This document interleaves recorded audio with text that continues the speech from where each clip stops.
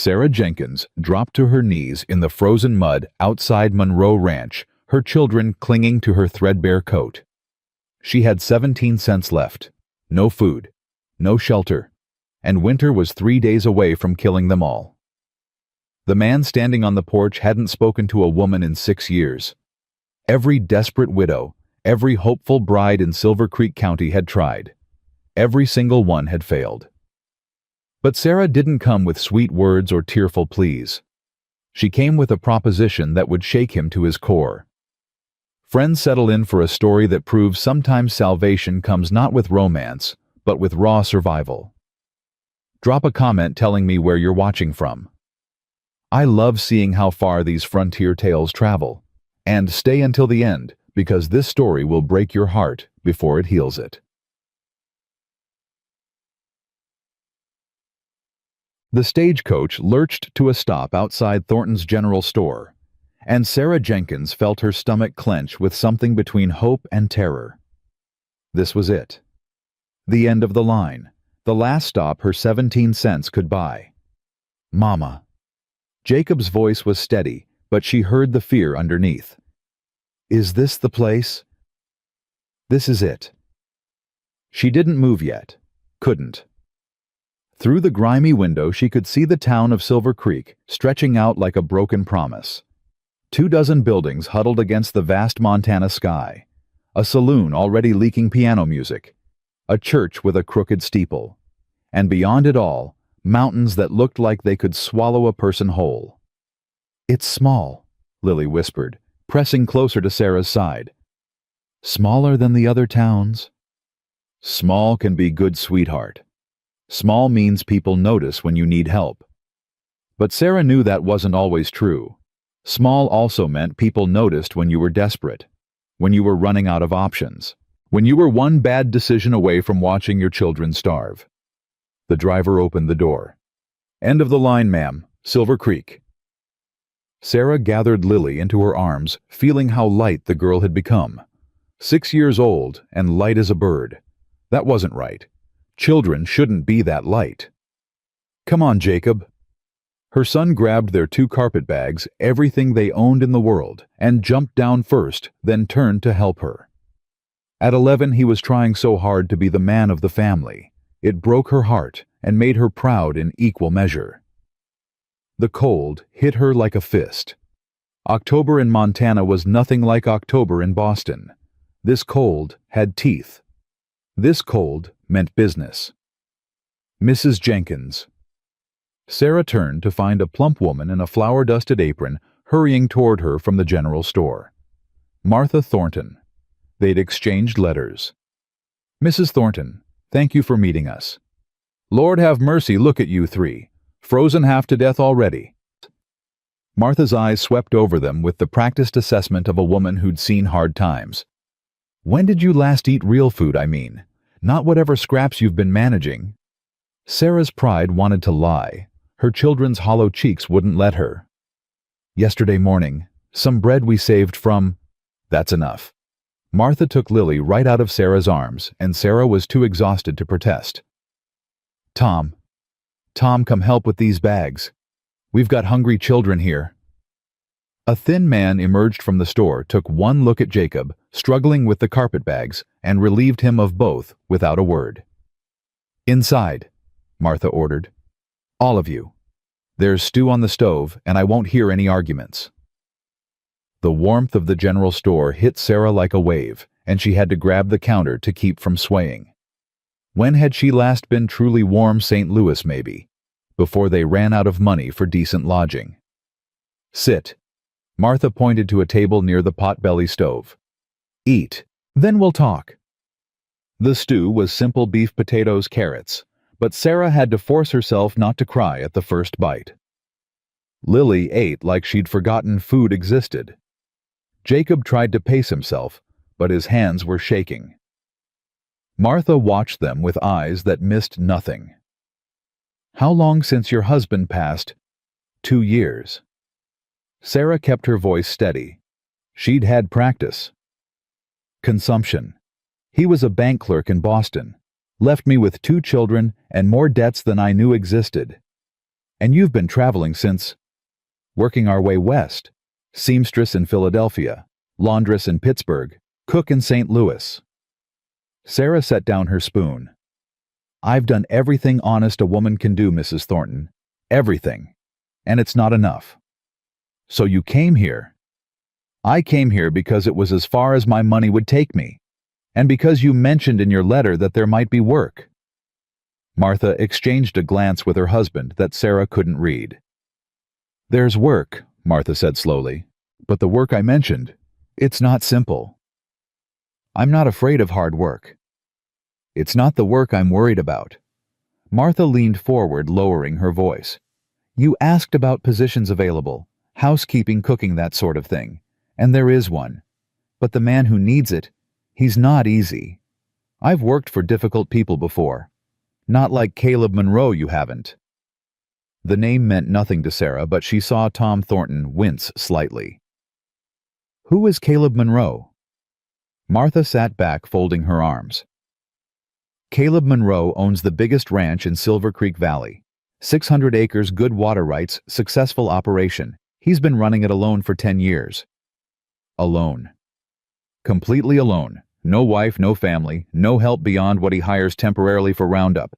The man does everything himself. Cooking, cleaning, mending, doctoring cattle, everything. Then why would he need a housekeeper? He doesn't think he does. That's the problem. Martha's voice dropped even lower. But winter's coming, and last winter nearly killed him. Blizzard caught him out checking fences. Took him 3 days to get home with frostbitten hands. He couldn't work properly for 2 months. If he nearly died, surely he'd want help. You'd think so. But Caleb Monroe has turned down every woman in this county. Every single one. Sally Brennan brought him pies for 3 years straight. He ate the pies and sent her home. Widow Patterson offered to cook and clean for just room and board. He said he'd rather starve. Mary Sullivan, prettiest girl in the territory, practically threw herself at him. He told her he had no use for pretty. Sarah felt something cold settle in her stomach that had nothing to do with the October wind. Why? Nobody knows for certain. There was a woman once years back, Margaret something. Story is she was supposed to marry him, then ran off with some rich man heading to San Francisco. Left Caleb with a half-built house and a heart frozen solid. So he's bitter. He's more than bitter. He's built walls so high and thick that nothing gets through. Not kindness, not charm, not desperation. Women have tried everything. He just turns them all away. Sarah looked at her children. Lily was scraping the last of the stew from her bowl with her finger. Jacob was eyeing the breadbasket like he wanted to ask for more, but didn't dare. What does he look like? Sarah asked. This Caleb Monroe. Why does that matter? Because if I'm going to propose a business arrangement to a man who hates women, I'd like to know who I'm dealing with. Martha's eyebrows rose. Business arrangement. I'm not looking for a husband, Mrs. Thornton. I buried a good one. I'm looking for survival. For my children. Sarah's voice hardened. If this Caleb Monroe needs help and I need shelter, then we have something to offer each other. Romance doesn't enter into it. Martha was quiet for a long moment. Then she laughed a short, surprised sound. Well, that's different. Will you tell me where to find him? You can't just walk up to Monroe Ranch. It's 7 miles out of town, and you've got 2 children and no horse. Then where can I find him in town? Tom Thornton spoke for the first time. He comes in every week for supplies. Been doing it for years. Always on Thursdays. Today's Thursday. It is. Tom glanced toward the window. Should be here within the hour if he keeps to his pattern. Always comes just before noon. Loads up his wagon, doesn't talk to anybody more than necessary, and heads back before dark. Sarah stood up. Where are you going? Martha asked. To wait. In this cold, with those children. I'll leave them here if you'll allow it. What I have to say to Mr. Monroe isn't for young ears. Martha studied her for a long moment. What exactly are you planning to say? Whatever I have to. The general store porch gave Sarah a clear view of the main road. She wrapped her coat tighter, The same coat she'd worn for 3 years, patched so many times it was more thread than original fabric, and waited. The cold seeped through the soles of her boots, through her thin stockings, through every layer she owned. But she'd felt colder. She'd felt hungrier. She'd felt more desperate. That was a lie. She'd never felt more desperate than this. 17 cents. That's what she had left. 17 cents and 2 children who trusted her to keep them alive. 2 children who'd already lost their father, their home, their security.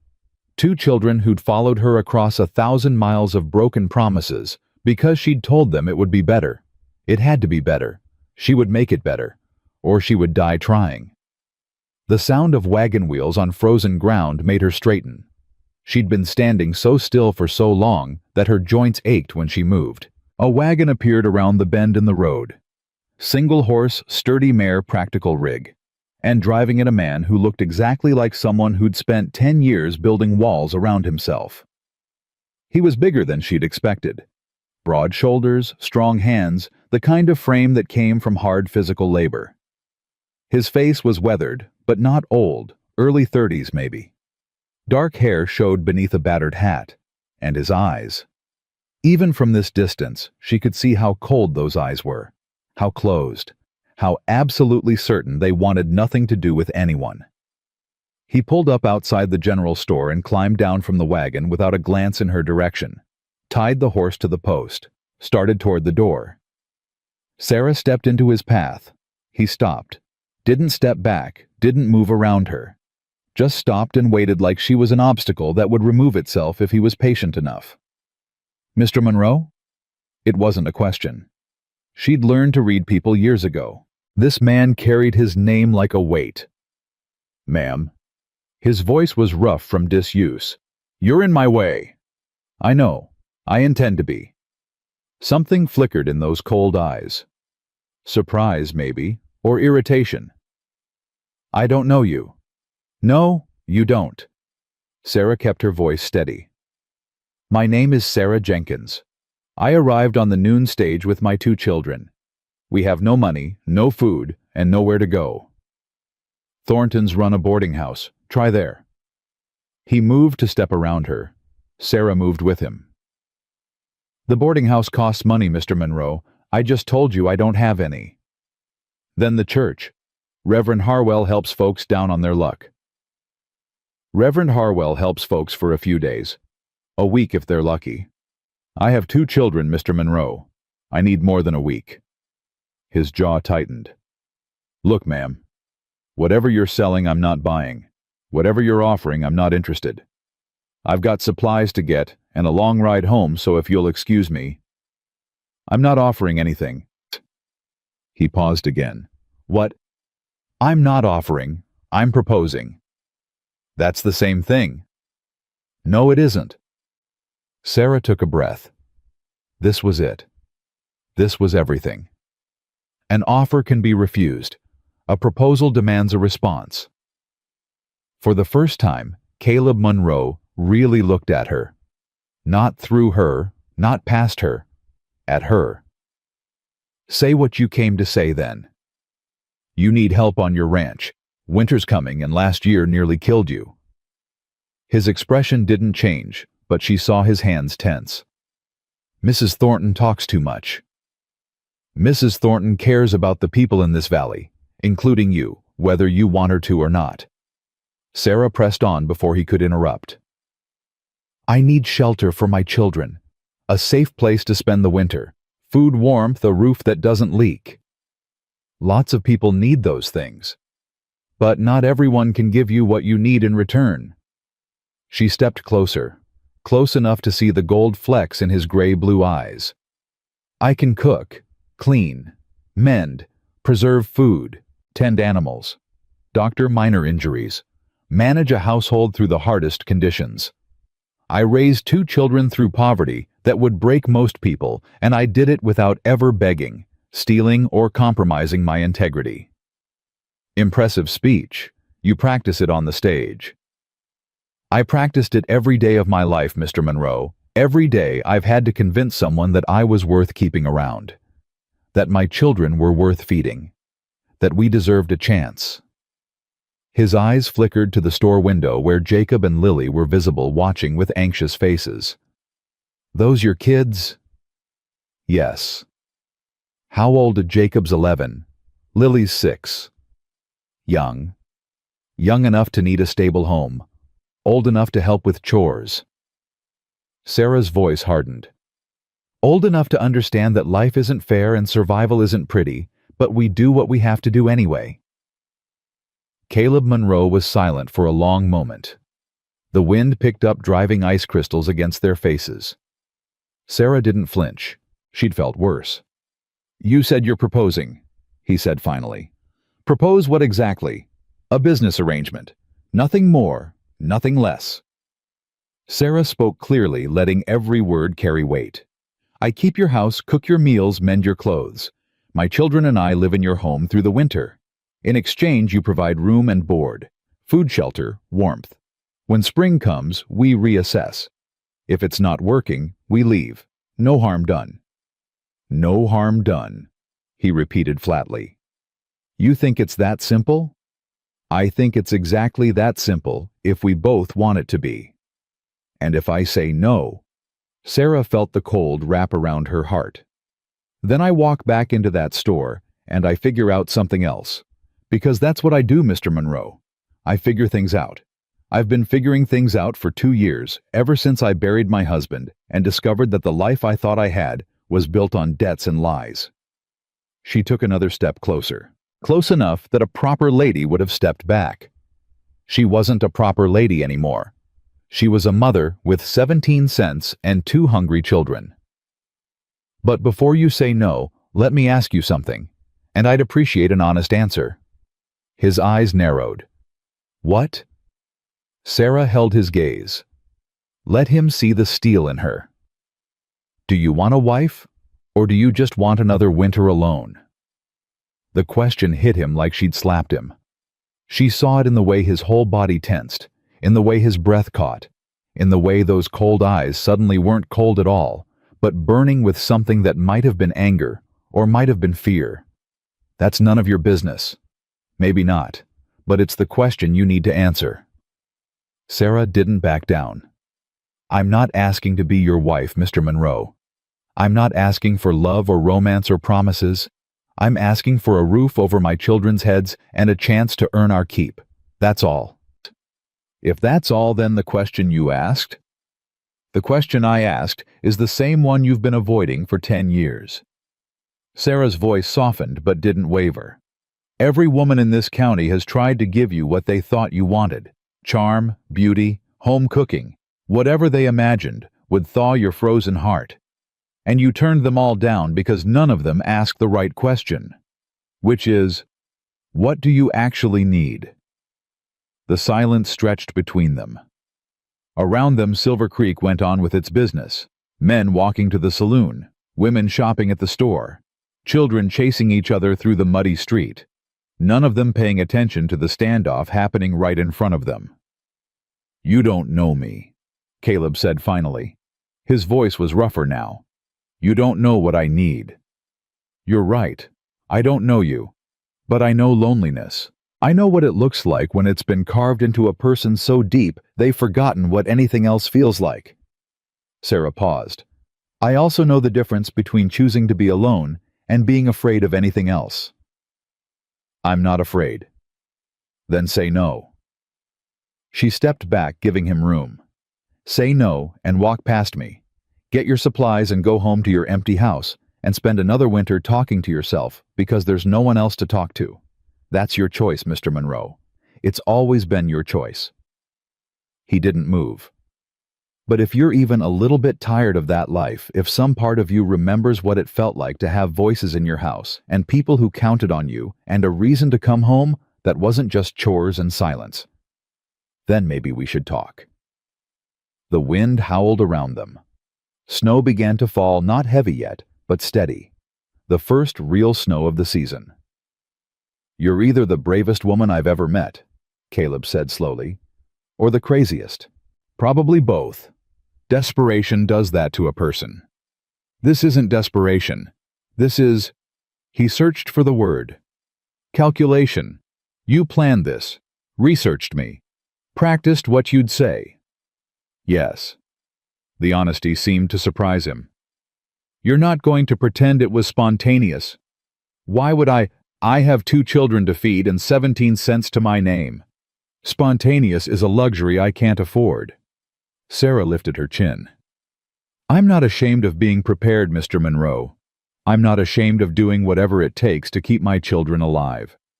If that makes me calculating, then I'll be calculating. If it makes me manipulative, then I'll be manipulative. But I won't apologize for fighting to survive. I didn't ask you to apologize. No, you're trying to find a reason to say no. Something wrong with me that justifies walking away. She shook her head. You won't find it. I'm not hiding anything. I'm exactly what I appear to be, a widow with 2 children and no options. The question isn't whether I'm worthy of your help. The question is whether you're capable of giving it. Something shifted in his face. She couldn't read it. Anger, respect, recognition, she didn't know. 1 hour, he said abruptly. What? There's an old claim about a mile out of town.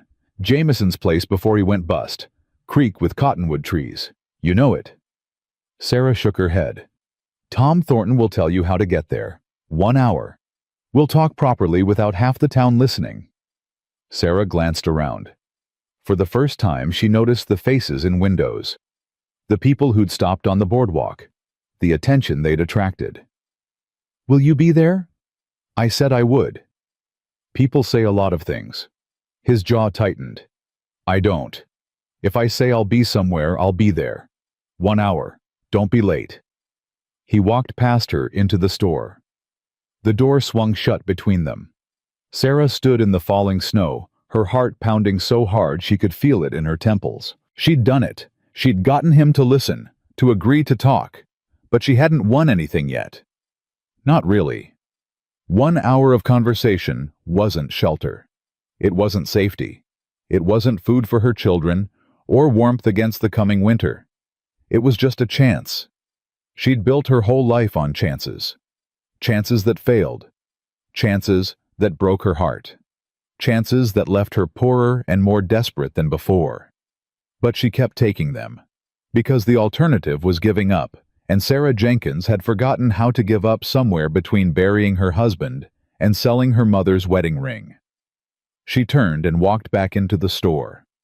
Martha Thornton was waiting, her face a mixture of shock and something that might have been admiration. I heard, Martha said. Well, part of it. Enough. He's agreed to talk, in 1 hour, at some place called Jameson's Claim. And you're going to go? Sarah looked at her children. Lily was pressed against the window, her breath fogging the glass. Jacob stood with his arms crossed, trying to look protective, and only looking young. Yes, she said. I'm going. Alone. It's the only way he'll talk honestly, without worrying about what the children might hear or the town might gossip about. Martha shook her head slowly. You're either going to save that man or destroy him. Maybe both. I'm just trying to save my children. That's what I mean.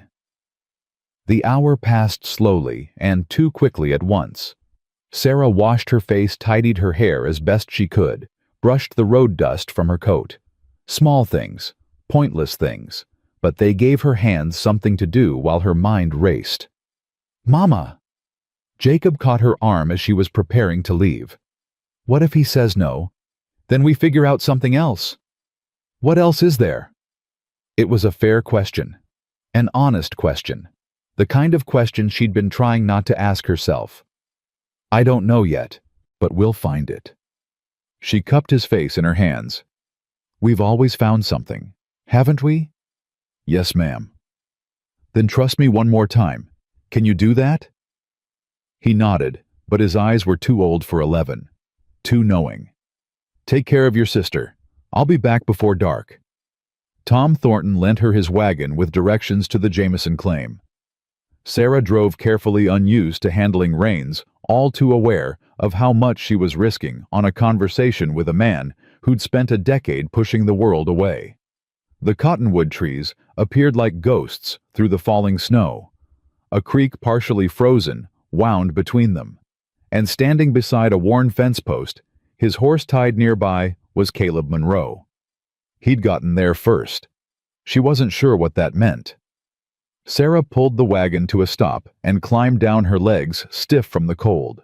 The snow was falling harder now, accumulating on her shoulders, catching in her hair. "You came," she said. "I said I would." "You did." They stood facing each other, two strangers with nothing in common except proximity and need. "Your husband," Caleb said without preamble. "How did he die?" "Consumption. It took him slowly, then all at once. He was sick for a year before we knew how serious it was. Another 6 months before he couldn't work anymore.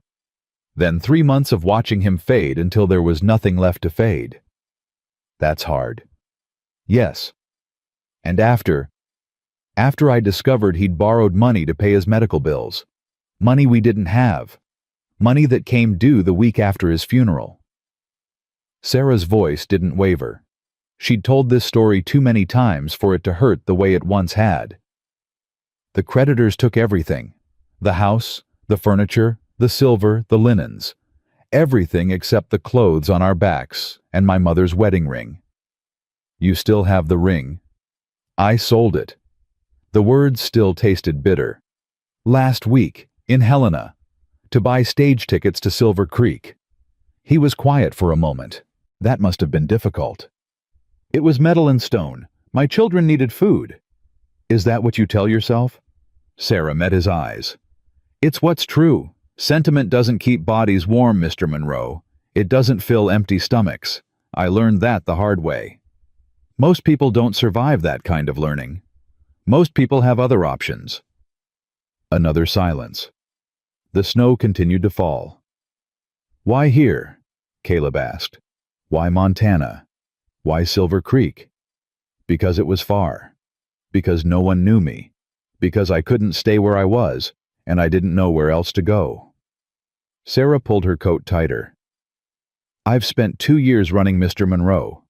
Running from debt collectors and bad memories and the constant reminder of everything I lost. I'm tired of running." "So you want to stop here?" "I want to stop. Whether it's here or somewhere else depends on the next hour." He turned away, looking out at the frozen landscape. The mountains in the distance. The endless white. "You asked me a question earlier," he said, "about wanting a wife versus wanting another winter alone." "I remember." It wasn't a fair question. Most questions aren't. He almost smiled. Almost. "The truth is, I don't want either. I don't want a wife who'll leave when something better comes along, and I don't want another winter of talking to myself because there's no one else." He turned back to face her.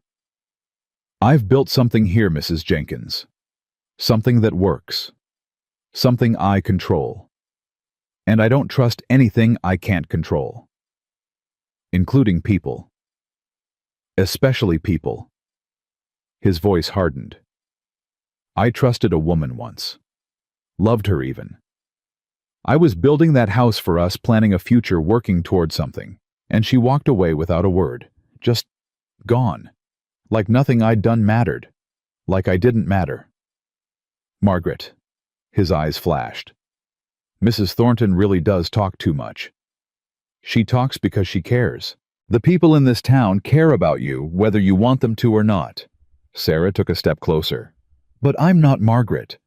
I'm not here because you're handsome, or because you own land, or because I think I can change you. I'm here because I'm desperate and you're available, and I'm hoping we can help each other survive." "That's romantic." "I told you I wasn't offering romance. I'm offering work, service in exchange for shelter. Nothing more complicated than that." "It's always more complicated than that. Only if we let it be." He studied her face like he was reading a map, looking for landmarks, trying to figure out where he was. "Your children," he said finally. "The boy, Jacob." "Yes." "He looks at you like you're holding the world together with your bare hands." I am. And the girl, Lily. She's 6. She doesn't understand most of what's happening, just that we keep moving and nothing is ever permanent. That's hard on a child. It's hard on everyone. But children are resilient. They adapt. Sarah's voice softened. All they really need is to feel safe, feel wanted, know that someone will protect them no matter what. I can give them the first 2, but I can't protect them from a Montana winter with 17 cents and no shelter. 17 cents. That's what I have left. Not enough for another stage ticket. Not enough for a week at the boarding house. Just enough to make sure I can't run anymore even if I wanted to. Something shifted in his expression. Recognition, maybe. The understanding of someone who'd been trapped by circumstances beyond their control. The house has 3 bedrooms, he said slowly. I only use 1. The other 2 have been empty since I built them. Sarah felt her heart begin to pound. Mr. Monroe, I'm not agreeing to anything yet. He held up a hand. I'm just telling you what exists. 3 bedrooms, a kitchen with a stove that heats most of the house, a root cellar full of preserves and vegetables, a smokehouse with enough meat to last until spring. That sounds like a home. It sounds like a building with food in it. A home requires... He stopped. It requires things I don't have. What things? People, noise, complications. He almost spat the last word. The kind of entanglements that make a man vulnerable, that give the world leverage against him. You think having people in your house makes you weak? I think it gives others power over me that I don't want to give. Sarah took another step toward him, close enough now to see the lines around his eyes, the gray at his temples, the tension in his jaw. Mr. Monroe, Caleb. She used his first name deliberately. I've had power over men before, not by choice, but because that's how the world works when you're a woman alone. I've had to smile when I wanted to scream, say yes when I meant no, pretend things were fine when they were falling apart, and I'm tired of it. All I want now is an honest arrangement with an honest man. You give me shelter, I give you service. We keep our hands to ourselves and our expectations clear. No power games, no manipulation, just 2 people helping each other survive. You make it sound simple. Because it is simple. We're the ones who complicate things with fear and distrust and memories of people who hurt us. Sarah softened her voice. I'm not Margaret. I'm not going to disappear. I have nowhere to disappear to. That's not exactly reassuring. It's honest. I'd rather give you honest than reassuring. The snow was falling heavier now, accumulating on their shoulders, turning the world white and quiet. 1 month, Caleb said. Sarah's breath caught. 1 month trial. You work. I provide room and board. At the end of the month we decide together whether to continue through winter. He paused. If it's not working, I'll pay your stage fare to wherever you want to go. That's generous. That's practical. If you leave, I don't want you stranded in Silver Creek causing talk and trouble. And if it is working, then we negotiate terms for the winter. Spring comes, we reassess again. His eyes held hers. No promises, Mrs. Jenkins. No expectations beyond what we explicitly agree to. And no... He stopped. No what? No getting attached. His voice was hard. Not you to me, not your children to the ranch, not anyone to anything. This is a business arrangement. It stays a business arrangement. Understood?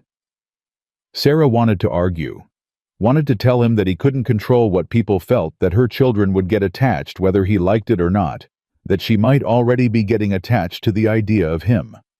But she swallowed all of it. Understood. Good. He moved toward his horse. I'll pick you up tomorrow at dawn. Have your things ready. Tomorrow? Weather's turning. Need to get you settled before the real snow hits. He paused. Tell Thornton to put your boarding tonight on my account. 1 night won't break me.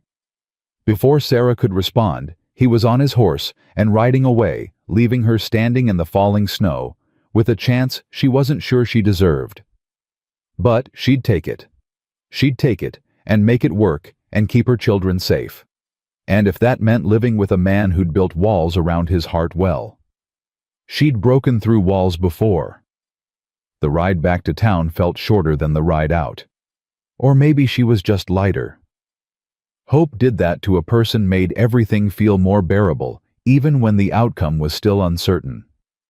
Martha Thornton was waiting on the porch of the general store, a shawl wrapped around her shoulders and worry written across her face. "Well, 1-month trial," Sarah said. "He's coming for us at dawn." Martha's eyes widened. He agreed. Caleb Monroe agreed to take someone into his home. He agreed to try. That man hasn't let anyone past his property line in 6 years, and you got him to agree after one conversation. Martha shook her head slowly. "What did you say to him?" Sarah climbed down from the wagon, her legs unsteady from cold and relief. "I asked him what he needed instead of telling him what I could give. And that worked. It worked well enough." Sarah looked toward the store where her children's faces pressed against the window. "It's just a chance, Mrs. Thornton. 1 month. A lot can go wrong in 1 month. A lot can go right, too." Sarah wanted to believe that. Wanted to let herself hope that this time finally she'd found a place that could become home. But she'd hoped before. Believed before. Trusted before. And every time the world had found a way to take it all away. So she pushed the hope down, locked it somewhere safe where it couldn't hurt her, and walked into the store to tell her children that tomorrow they were going to a ranch, that tomorrow maybe their running would stop, that tomorrow. She couldn't let herself think beyond tomorrow. Not yet. Not until she knew if Caleb Monroe would keep his word. But as she held her children that night, listening to them breathe in the warmth of the boarding house room, Sarah allowed herself one small moment of something that felt almost like peace. Tomorrow she'd find out if it was real. Tomorrow everything would change. For better or worse, tomorrow was coming. And Sarah Jenkins would be ready. Dawn came gray and cold, the sky heavy with clouds that promised more snow. Sarah had been awake for hours, checking and rechecking their meager belongings, making sure the children were ready. "Mama!" Jacob stood by the window, his breath fogging the glass. "There's a wagon coming." Sarah's stomach clenched. He'd come. Part of her had expected him to change his mind overnight, to send word that he'd reconsidered, that the arrangement was off. But there he was, driving his wagon down the main street of Silver Creek, his face set in that same closed expression she remembered from yesterday. "Get your things," she told the children. "Both of you. We're leaving." Lily clutched her doll tighter. "Is the man nice, Mama?" "He's fair. That's better than nice sometimes." They met him outside the boarding house. Caleb Monroe didn't climb down from the wagon, just sat there holding the reins, watching them approach, with eyes that gave nothing away. "Mrs. Jenkins." "Mr. Monroe. You're ready?" "I said I would be." Something flickered across his face. Approval, maybe. Or just surprise that she'd kept her word. "Put your bags in the back. Boy can ride there too. You and the girl up front." Jacob bristled at being called boy, but Sarah shot him a look that silenced any protest. They loaded their carpet bags, pitifully light, pitifully few, and climbed aboard.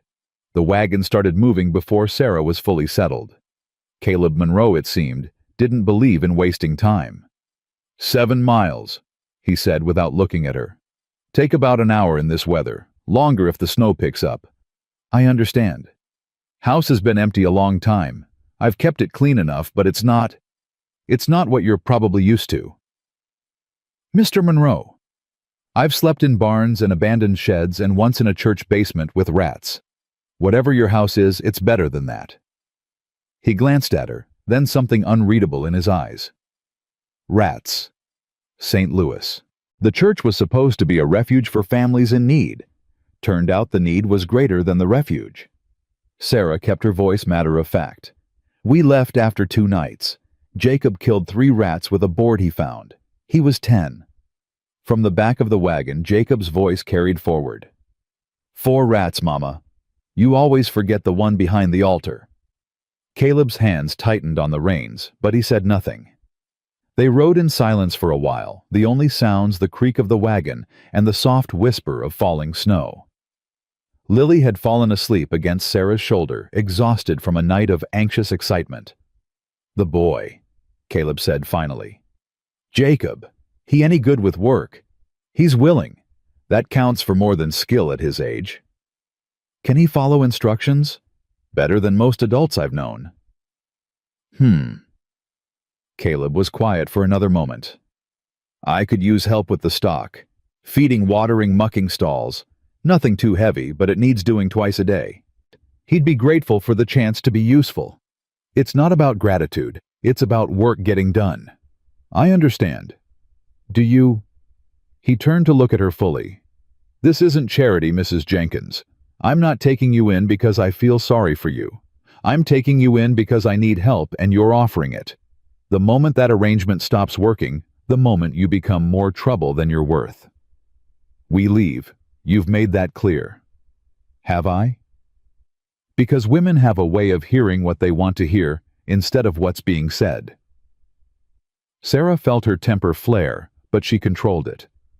Mr. Monroe, I've spent 2 years having men explain to me what women do and don't understand.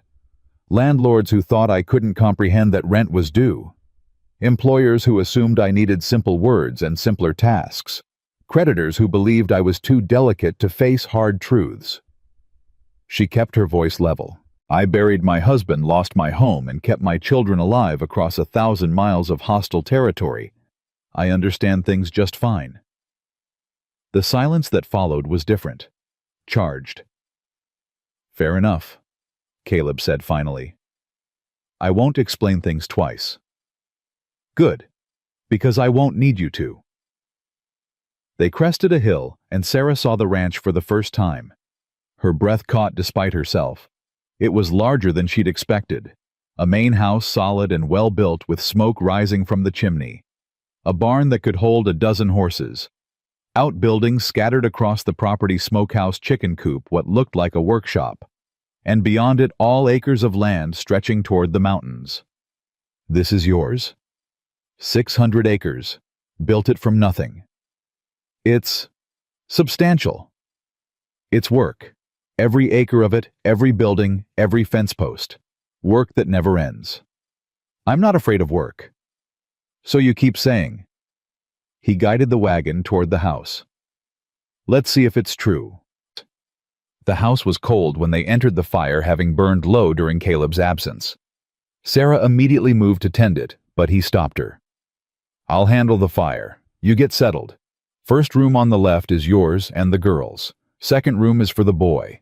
Mine's at the end of the hall. That door stays closed. Understood. Kitchen's through there. Root cellars under the floor. There's a hatch by the back door. Privy's out back, but there's a chamber pot in each room for nights. Pump works most of the time, but if it freezes, there's a barrel of water by the stove. Sarah absorbed the information, already cataloging what she saw. The house was clean, as he'd said, but it was also empty. Not just of people of life. No curtains on the windows. No rugs on the floors. No pictures on the walls. Just bare functionality, like a tool rather than a home. The other rooms, she said carefully. The ones you said were empty. Were they always empty? His jaw tightened. They were supposed to be for... It doesn't matter. They're empty. Have been since I built the place. Since Margaret left. He didn't say it, but Sarah heard it anyway. Mr. Monroe... Caleb. The word came out rough, almost unwilling. If you're going to be living under my roof, you might as well use my name. Caleb, then. And I'm Sarah. He nodded once sharply, then turned toward the door. I've got stock to tend. Boy Jacob, you come with me. Time to learn what you're in for.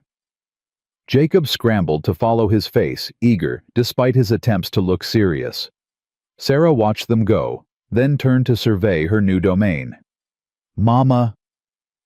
Lily had woken up, her eyes wide as she took in the unfamiliar space. "Are we going to live here?" "For a while, sweetheart. Would you like to see our room?" The room was spare but adequate. A bed large enough for both of them, a chest of drawers, a small table by the window. The window itself faced east, catching what little light filtered through the clouds. "It's big," Lily whispered. "Bigger than the other places." "It is. And warm. Can we stay?" "We're going to try very hard to stay, Lily.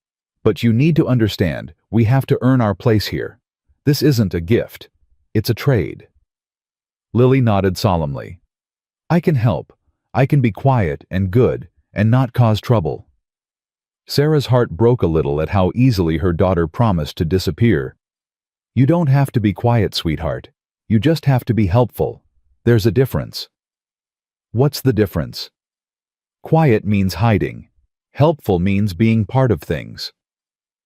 Sarah knelt down to meet her daughter's eyes. "I want you to be part of things here. Can you do that?" "I'll try." That's all anyone can do.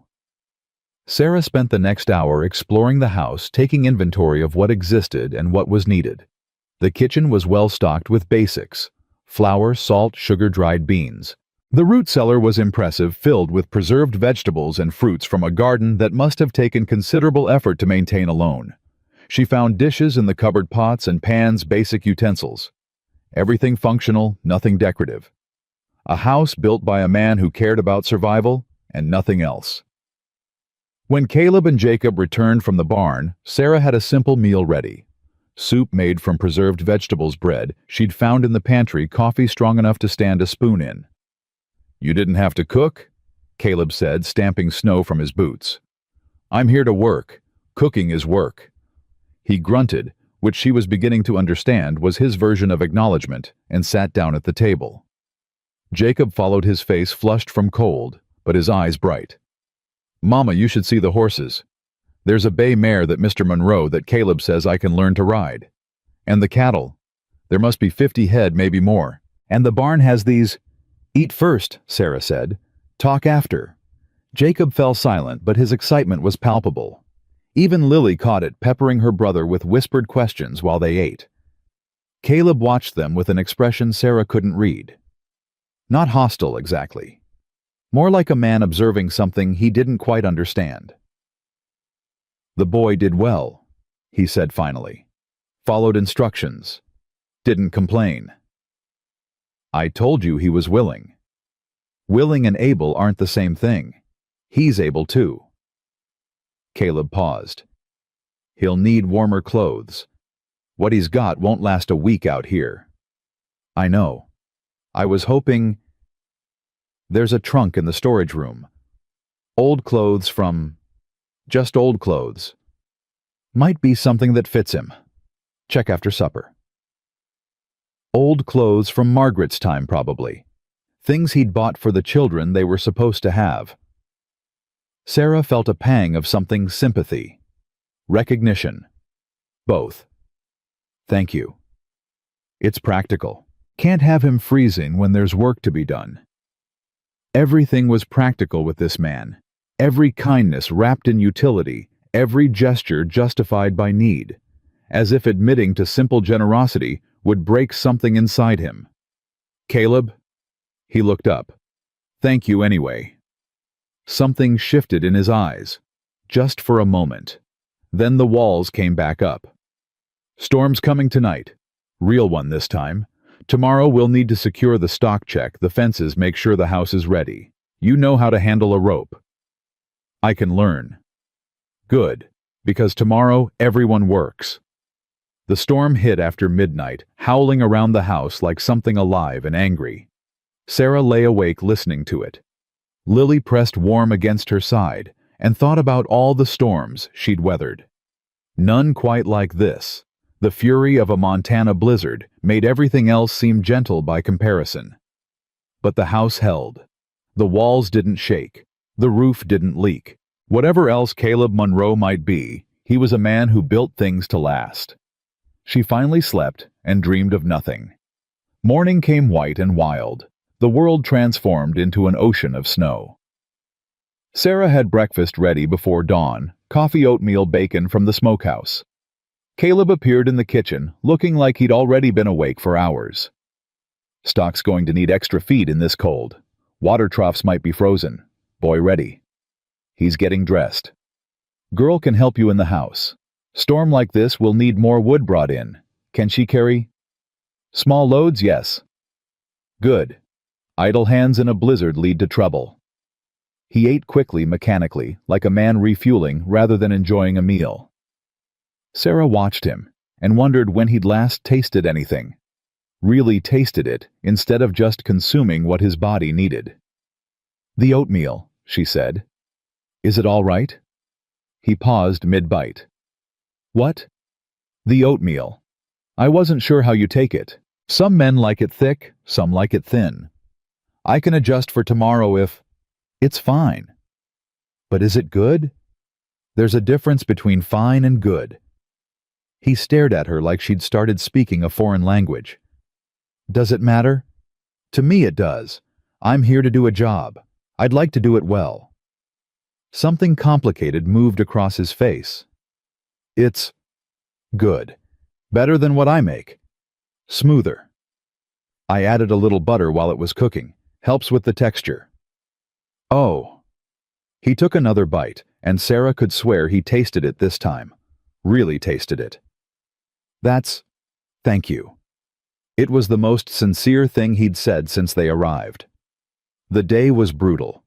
Jacob worked beside Caleb in the barn, learning to break ice on water troughs to distribute feed efficiently to check animals for signs of cold stress.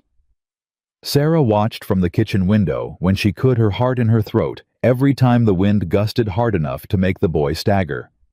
But he kept going. Every time he stumbled, he got back up. Every time the cold seemed too much, he pushed through. Her son, she thought with fierce pride. Her William's son. Lily helped carry wood small armloads that she treated like precious cargo. She also discovered the chickens in the small coop attached to the barn and came back to the house full of breathless reports. There's 6 of them, Mama 5 brown ones and 1 white one. Caleb says the white one is mean, but she lays the best eggs. Can I name them? He said I could if I wanted. He said that. Well, he said, I don't care what you call them as long as you collect the eggs. That means yes, right. Sarah hid a smile. I think it means yes. Dinner that night was more elaborate stew from the preserved meat biscuits Sarah made from scratch, a simple dessert of stewed apples. Caleb said nothing when he sat down, but she noticed he took second helpings of everything. Storm should blow itself out by tomorrow, he said as they finished eating. Then we'll have 3, maybe 4 days of clear weather before the next one hits. How do you know? Been watching this weather for 10 years. It has patterns, rhythms. He pushed back from the table. We'll use those clear days to shore up the fence line. Boy can help. You'll need to preserve the meat I'll be butchering. I know how to preserve meat. Know how to do it in volume. We're not talking about a rabbit or 2. We're talking about enough beef to last 4 people through winter. 4 people. He'd included them in his count without seeming to notice. I'll manage. You keep saying that. Because it keeps being true. The corner of his mouth twitched. Not quite a smile, but closer than she'd seen. Tomorrow, he said and headed for his room. The pattern of their days began to take shape. Morning started before dawn. Caleb and Jacob to the stock. Sarah to the kitchen. Lily to the chickens she'd claimed as her personal responsibility. Breakfast together, then the day's work. Dinner as the sun set. Evenings by the fire, quiet, but not uncomfortable. Caleb didn't talk much, but Sarah began to read his silences. There was the tense silence when something was wrong. A sick animal, a broken fence, a worry he wouldn't share. There was the comfortable silence of a man working through problems in his head. And there was the watchful silence of someone observing, cataloging, trying to understand. He watched them all the time. Not suspiciously exactly. More like a man studying something he'd never encountered before. You're staring again, Sarah said one evening 2 weeks into their arrangement. Caleb blinked. What? You've been staring at Jacob for the past 10 minutes. He looked away embarrassed. Just thinking. About the way he is with the horses. He's got good instincts. Better than most men twice his age. He loves them. Animals, I mean. Always has, even in the city. Cities don't have animals like this. Cities have enough to catch a boy's attention. Carriage horses, street dogs, the occasional cat. Jacob used to spend hours at the livery stable near our apartment. The owner let him help sometimes in exchange for lessons about horses. That where he learned to ride. Learned is a strong word. He sat on horses, walked them around a paddock. It was enough to give him the basics. Caleb was quiet for a moment. I could teach him more, if he wants. He'd want that very much. It's practical, Caleb said quickly. He needs to know how to handle horses if he's going to be useful around here. Of course. Practical. He shot her a look that suggested he knew she was humoring him, but couldn't figure out how to object. Lily, meanwhile, had claimed her own corner of the ranch. The chickens had names now. Henrietta Beatrice Martha, Adelaide Constance, and the mean white one she'd dubbed Empress Victoria, and she'd appointed herself their official caretaker. Caleb, she announced one morning. Henrietta is sick. Caleb looked up from his coffee. What? Henrietta. She's not eating like the others, and her feathers are all puffed up. Chickens puff up in the cold. It's normal. Not like this. This is different puffing. Lily's face was serious. I think she needs medicine. Caleb stared at the 6-year-old lecturing him about chicken health and seemed utterly at a loss. I'll check on her, he said finally. Now. After breakfast. But what if she gets sicker while we're eating? Sarah intervened. Lily let Caleb finish his coffee. Henrietta will be fine for another 20 minutes. Lily subsided, but her eyes kept darting to the window, watching for any sign of chicken distress. Caleb checked on Henrietta after breakfast, Lily trailing behind him like a determined shadow. When they came back, he was carrying a small bundle of feathers. It's not Henrietta, he said. It's Adelaide, and she's not sick. She's brooding. Brooding? Wants to sit on eggs. We'll need to separate her from the others for a while. Lily's face transformed with joy. She's going to have babies. If the eggs are fertile, maybe. No guarantees. Can I help take care of her? Please. Caleb looked at Sarah, clearly hoping for rescue. She offered none. I suppose, he said. But you do exactly what I tell you. Brooding hens are temperamental. I will. I promise. She ran off to tell her brother, and Caleb turned to Sarah with an expression that was almost plaintive. How does she do that? Do what? Make me agree to things I never intended to agree to. It's a gift, Sarah said.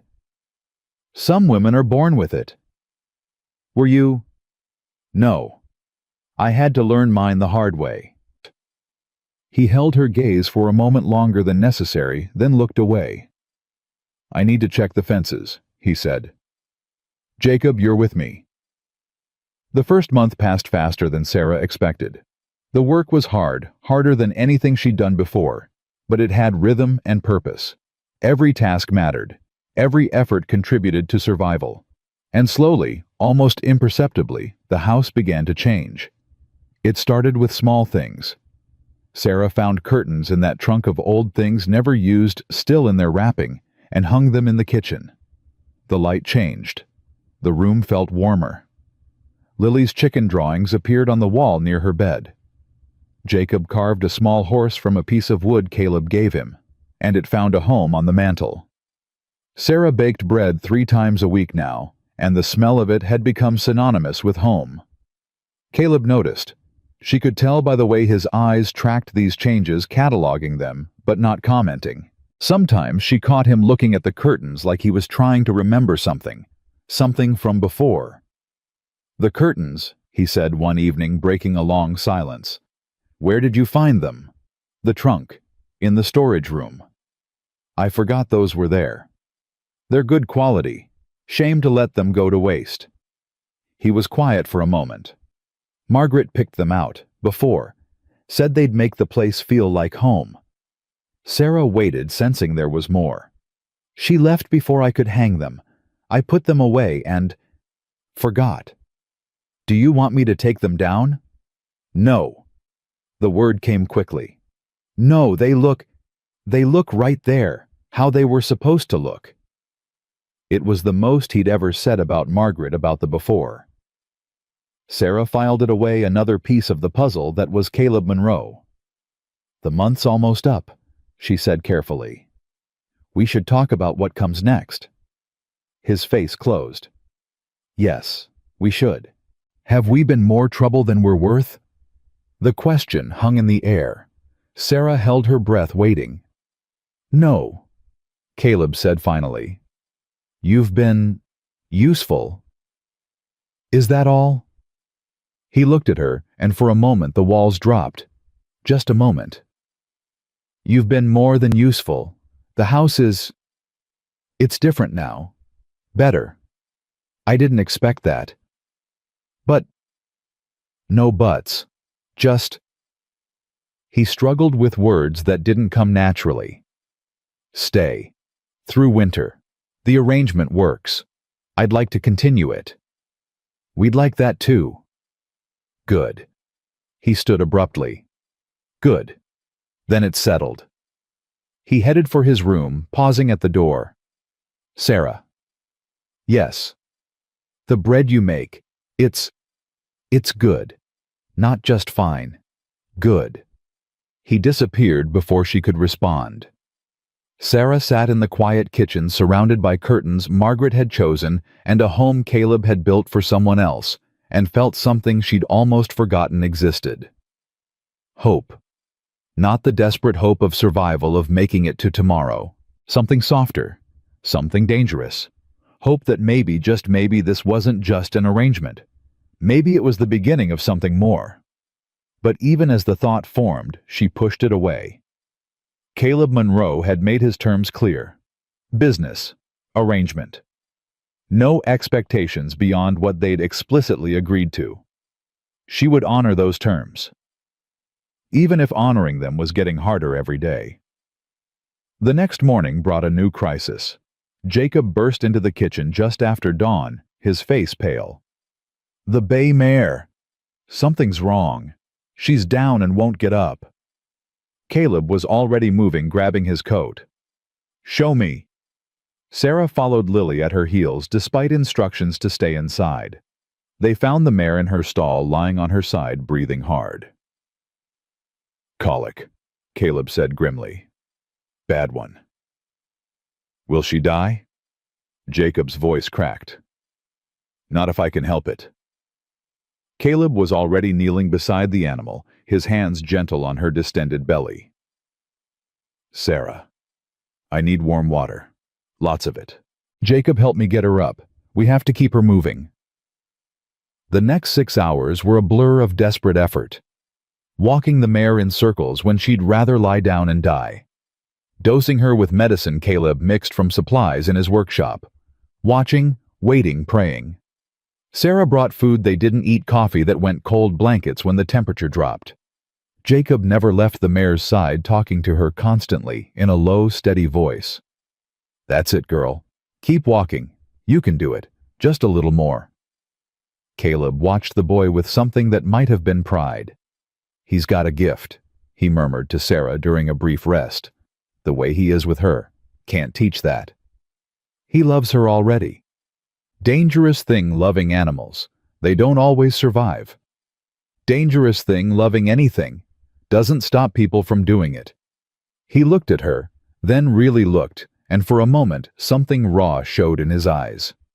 No, he said quietly. It doesn't. The mare survived. By nightfall she was standing on her own. Eating a little, the crisis passed. Jacob collapsed in the hay beside her, exhausted but triumphant. We did it, he breathed. She's going to be okay. You did it, Caleb said. I just told you what to do. You did the work. Jacob's face glowed brighter than any lantern. Later, after the children were in bed. Caleb found Sarah in the kitchen, nursing a cup of cold coffee. "He saved that horse," Caleb said. "I could have done it alone, but it would have been harder. Maybe too hard." He needed to help, needed to feel useful. "He's more than useful. He's—" Caleb stopped searching for words. "He's the kind of person you want beside you when things go wrong." "Like his father," Sarah said softly. "William was like that too, steady in a crisis, the kind of man who held things together. You miss him. Every day. But missing him doesn't help my children, doesn't keep them fed or warm or safe." She set down her cup. "So I do what needs doing, and I miss him when there's time." "Is there ever time?" "Not yet. Maybe someday." Caleb sat down across from her, something he rarely did outside of meals. "The thing about Margaret," he said slowly, like the words were being pulled from deep underground. "It wasn't just that she left. It was that I never saw it coming. I thought we were building something together. Thought she wanted what I wanted.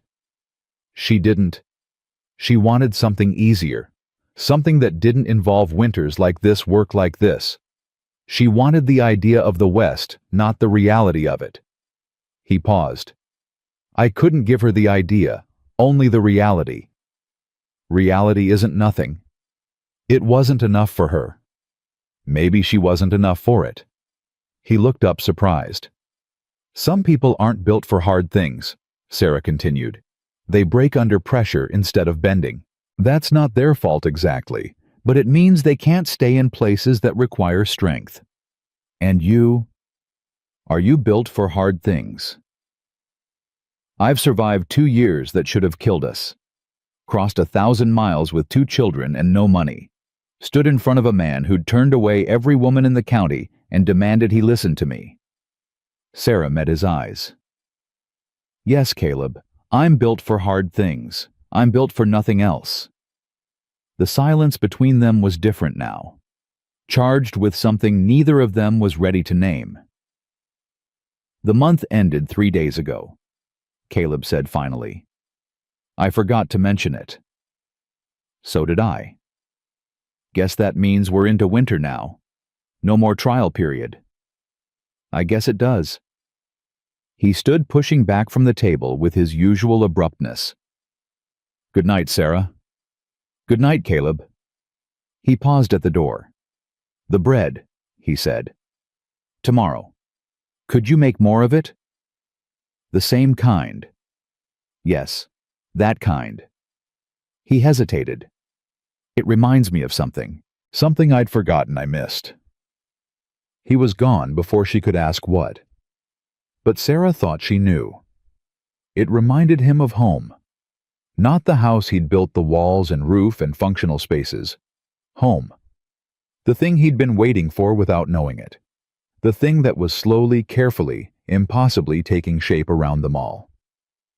December came with a vengeance.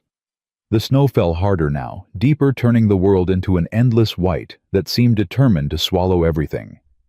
Sarah had thought she understood winter. She'd been wrong. 3 feet overnight, Caleb said, stamping into the kitchen with snow crusted on his shoulders. "More coming. This is going to be a bad one." "How bad?" "Bad enough that we need to bring extra wood in today. Enough for a week, maybe more." Jacob was already reaching for his coat. "I'll help." "You'll do more than help. I need you running the south shed while I handle the barn." "Can you do that?" The trust in the question wasn't lost on Jacob. His face went serious adult in a way that still caught Sarah off guard. "Yes, sir." "Don't call me sir. Makes me feel old." "Yes, Caleb." They worked all day, all 4 of them. Even Lily helped, carrying smaller pieces of kindling, stacking them carefully by the kitchen stove. By nightfall, the house was fortified. The animals secured everything that could be done. Done. "Now we wait," Caleb said. The storm hit around midnight. Sarah had heard storms before, but this was something else entirely. The wind didn't just howl, it screamed. The house didn't just creak. It groaned like a living thing in pain. Lily woke crying, terrified by the noise. Sarah held her close, murmuring reassurances she wasn't sure she believed. "Mama, the house is breaking." "No, sweetheart, the house is fighting. Remember what Caleb said, a noisy house in a storm is a strong house." "But it sounds so angry." "It's not angry. It's determined. There's a difference." A knock at her door made Sarah jump. Caleb's voice came through the wood. "Everyone all right in there?" "We're fine. Lily's scared." "Tell her the roof's held through worse than this. Built it myself. Overbuilt it, actually. Could probably handle twice the weight." Sarah relayed the message, and Lily's trembling eased slightly. "He built it strong. Very strong.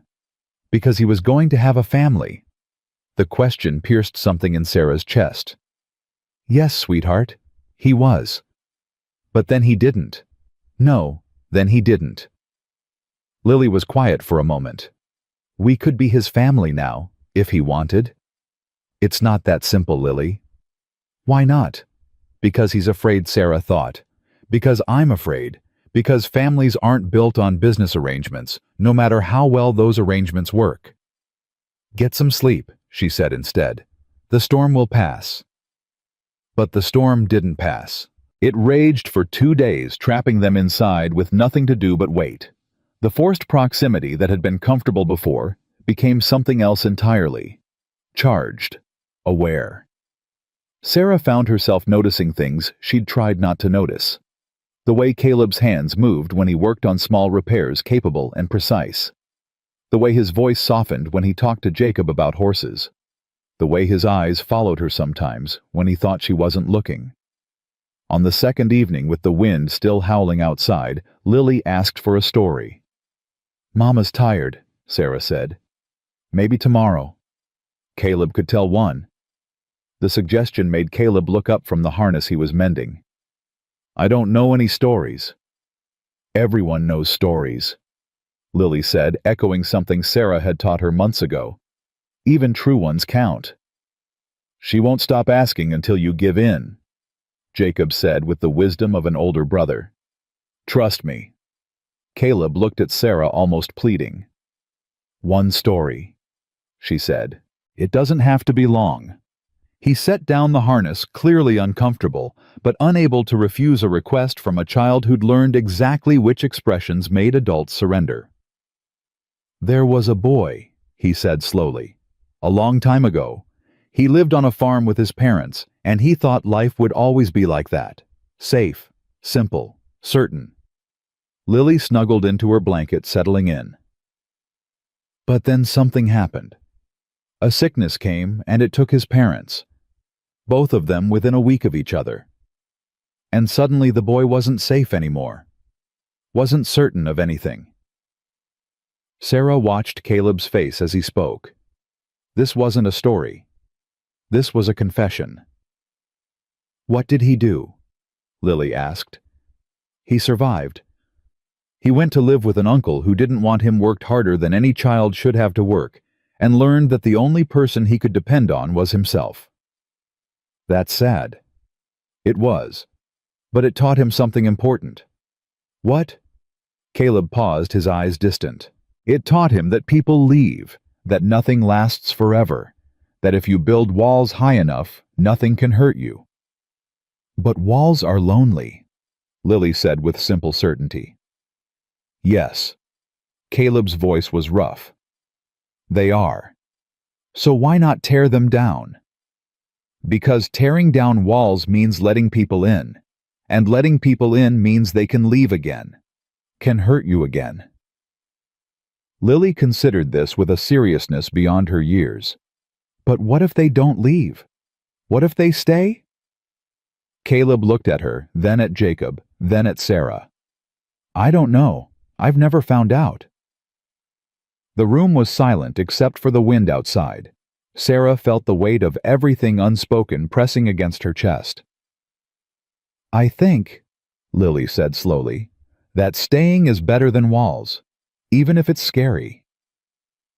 "Maybe you're right," Caleb said quietly. "Maybe you are." He went back to his harness, but something had shifted. Some barrier invisible but present had cracked just a little. Sarah tucked Lily into bed that night with extra blankets and a kiss on her forehead. "Mama." "Yes, sweetheart." "Caleb is like his story. The boy who built walls." "I know. But the boy was wrong. Walls don't keep hurt out. They keep everything out. Good things and bad things." "That's very wise, Lily." "I learned it from you." Lily yawned. "You never built walls, Mama. Even when Papa died. You just kept letting us in." Sarah felt tears prick her eyes. "Go to sleep, sweetheart. I hope Caleb tears his walls down. I like it here. I want to stay. I know you do." "Do you want to stay?" The question deserved an honest answer, even if that answer scared her. "Yes," Sarah whispered. "I want to stay." The storm broke on the third morning, revealing a world transformed. The snow was higher than Jacob was tall in some places. The barn was half buried. The fence line had disappeared entirely. "We've got work to do," Caleb said, and for the next week they did nothing but dig out, repair, and restore. But something had changed. The walls Caleb had built so carefully were developing cracks. Small things barely noticeable. A hand that lingered when passing the salt. A smile that reached his eyes. A "we" where there used to be "I." "We should check the south fence today," he'd say. "Our supplies are holding well," he'd observe. "This is how we do things here," he'd explain to Jacob. Our, we, here. Words that bound them together, whether he realized it or not. Sarah realized it. She noticed every shift, every softening, every moment when Caleb Monroe forgot to be alone. And she began to hope. Against her better judgment, against every hard lesson life had taught her, she began to hope. Christmas approached without fanfare. Sarah hadn't expected Caleb to acknowledge it, but she wanted to do something for the children. Something to mark the day, to remind them that even in the midst of survival, there was room for joy. "I'd like to make a special dinner," she told Caleb. "For Christmas, if you don't mind." "Why would I mind?" "Some people don't celebrate. I didn't want to assume." He was quiet for a moment. "I haven't celebrated in years. No point when you're alone." "You're not alone this year." The words hung between them heavier than she'd intended. "No," he said finally. "I'm not." Christmas morning dawned clear and cold. Sarah had been up since before dawn preparing the meal she'd been planning for weeks. Roast beef from the smokehouse, potatoes and carrots from the root cellar, fresh bread still warm from the oven, and a cake simple but sweet made with precious sugar she'd been hoarding. The children came down to find small gifts waiting for them. For Jacob, a knife Caleb had been secretly working on the handle carved with his initials. For Lily, a new dress for her doll, Rosie, sewn by Sarah from scraps of fabric. "You did this?" Jacob asked, turning the knife over in his hands. "Made it yourself." "It's practical," Caleb said gruffly. "Every man needs a good knife." "It's more than practical." Jacob's voice was thick. "It's... Thank you. I'll take care of it." Lily was already redressing Rosie, chattering to her doll about the beautiful new gown. "Look, Rosie. It's blue, like the sky Mama made it special for you." Sarah watched Caleb watching them and saw something break open in his face. Something he'd been holding back for a very long time. "I have something," he said abruptly. "Wait here." He disappeared into his room and returned with a small bundle wrapped in cloth. "It's not new," he said, handing it to Sarah. "It was my mother's. I found it when I was going through that trunk, and I thought you might." Sarah unwrapped the cloth to find a small brooch. Silver simple, in the shape of a mountain lily. "Caleb, it's not a... I'm not trying to..." He stopped, clearly struggling. "You gave up your mother's ring, to get here, to give your children a chance. This seemed... fair. It's not about fair." "Then what's it about?" Sarah looked at the brooch, then at the man who'd given it to her. The man who'd built walls so high he'd forgotten the sky existed. The man who was slowly, painfully learning to let light in. "It's about family," she said softly. "It's about belonging to something bigger than yourself." "I wouldn't know much about that." "You're learning." The moment stretched fragile and full of possibility. Then Lily's voice cut through. "Mama, is Caleb part of our family now?" Sarah looked at her daughter, then at Caleb. His face had gone carefully blank, waiting for her answer, waiting to be heard again. "That's up to Caleb," she said carefully. "Family isn't something you can force. It's something people choose." "Have you chosen?" Lily asked him directly. The question was too big for a 6-year-old to ask, too important for anyone to answer lightly. Caleb stood frozen, caught between the walls he'd built and the door that was opening. "I don't know," he said honestly. "I want to, but wanting and choosing are different things." "Then choose," Lily said simply. "Choose us. We're right here." The silence that followed was absolute. Even the wind outside seemed to hold its breath. "Lily," Sarah said gently, "come help me with dinner." She led her daughter away, giving Caleb space to breathe. But she felt his eyes on her back as she walked, and she knew with a certainty that surprised her that something had shifted. Something that couldn't be unshifted. Dinner was quiet but warm. The food was good, the company better. Afterward, they gathered by the fire, full and content in a way that had nothing to do with food. "Tell us about your parents," Jacob said suddenly to Caleb. "If you want, I'd like to know." Caleb tensed, then deliberately relaxed. "What do you want to know?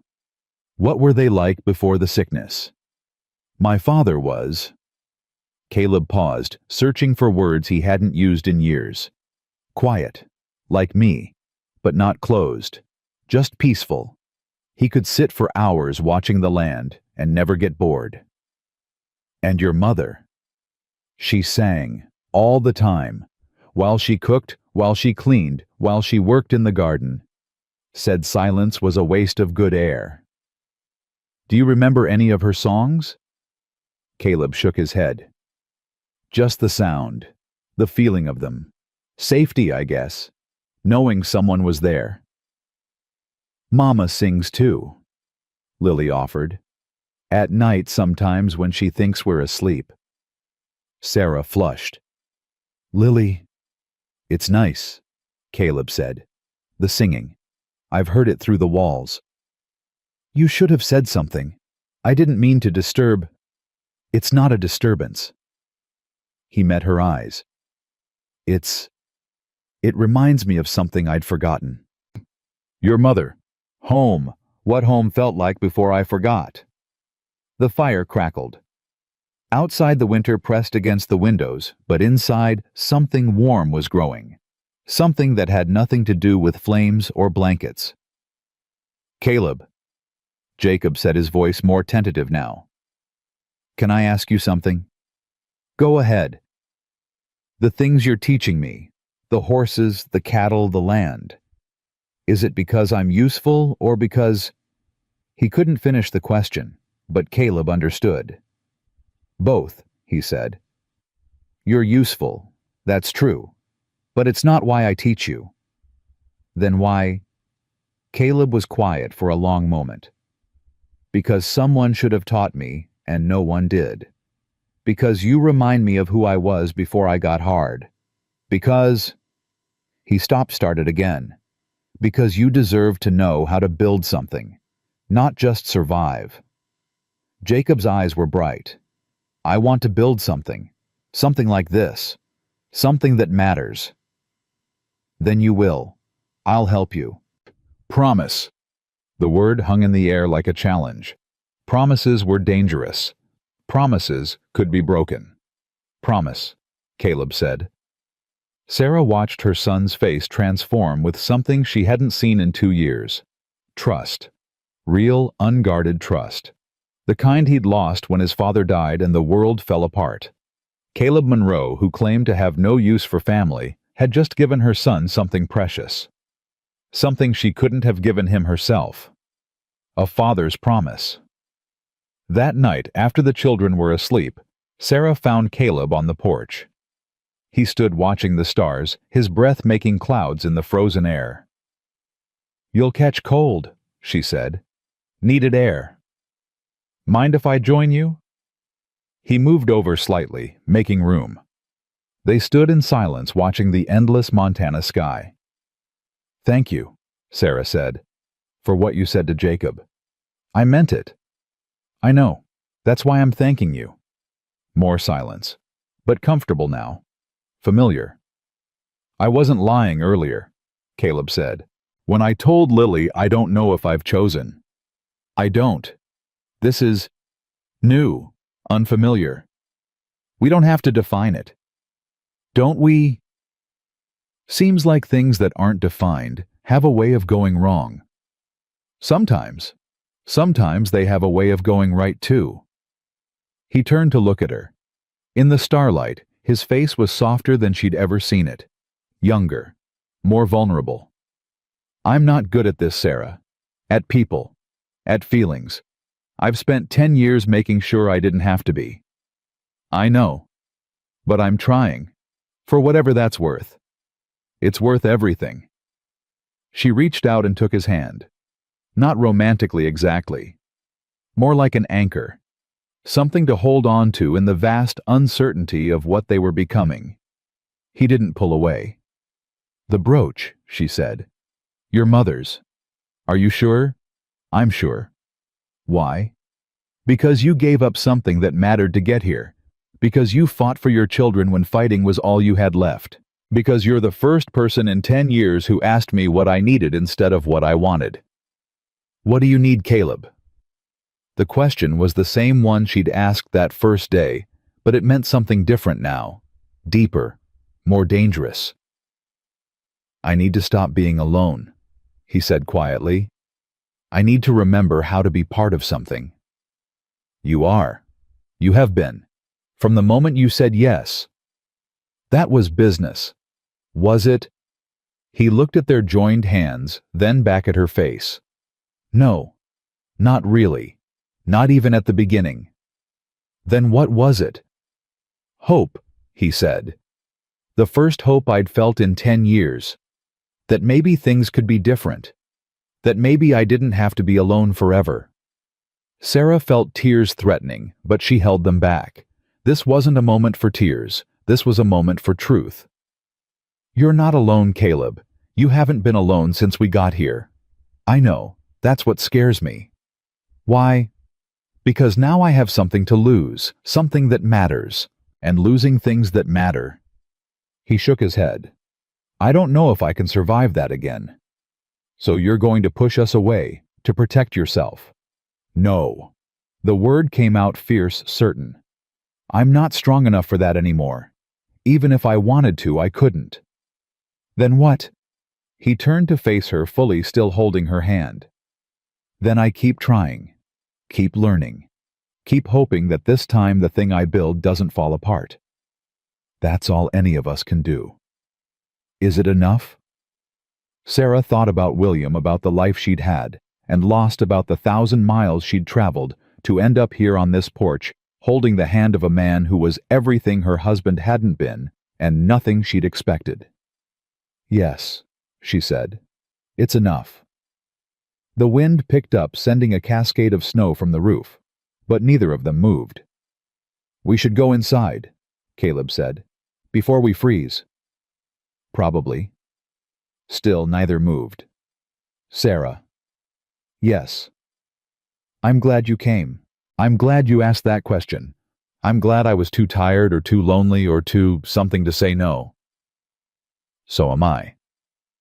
He released her hand slowly, reluctantly. "Good night, Sarah." "Good night, Caleb." She watched him go inside, then stood for a moment longer under the stars.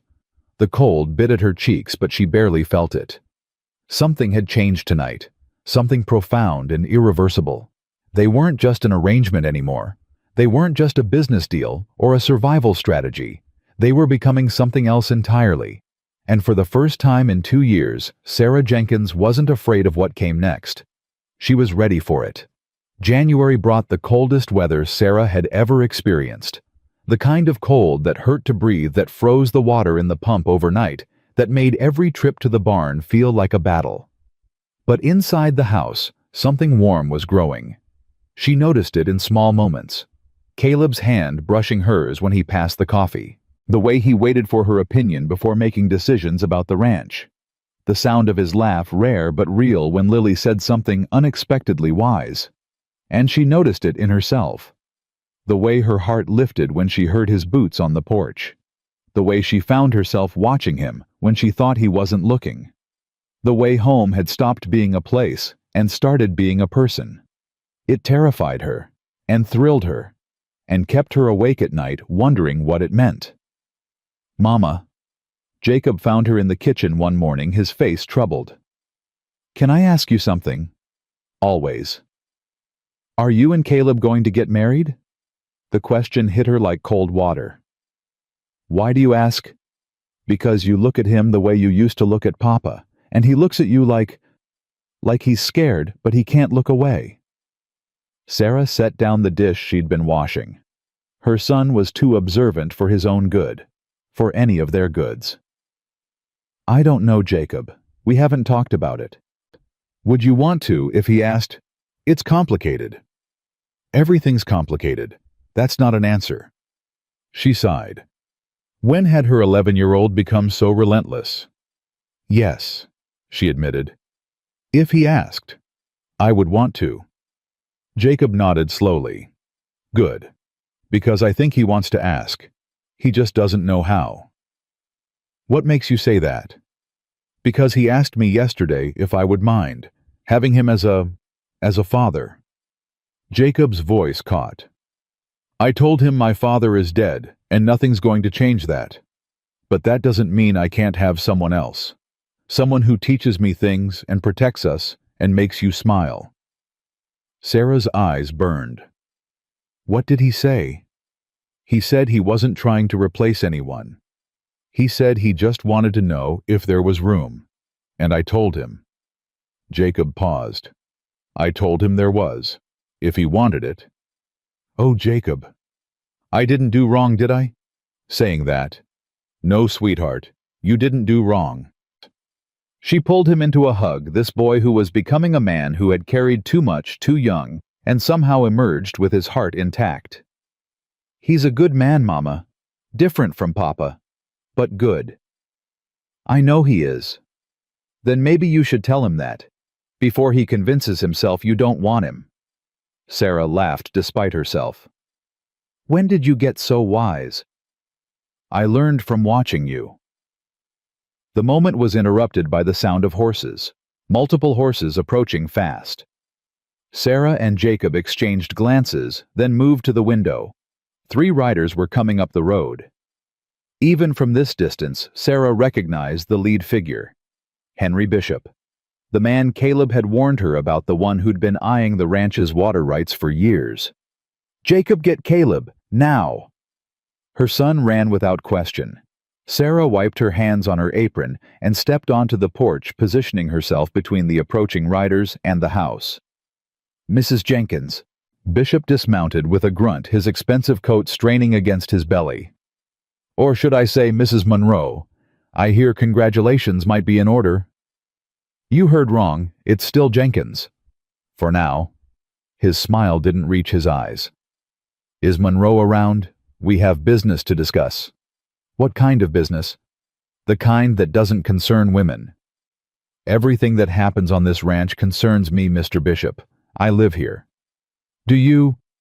He looked at the house, the barn, the land beyond.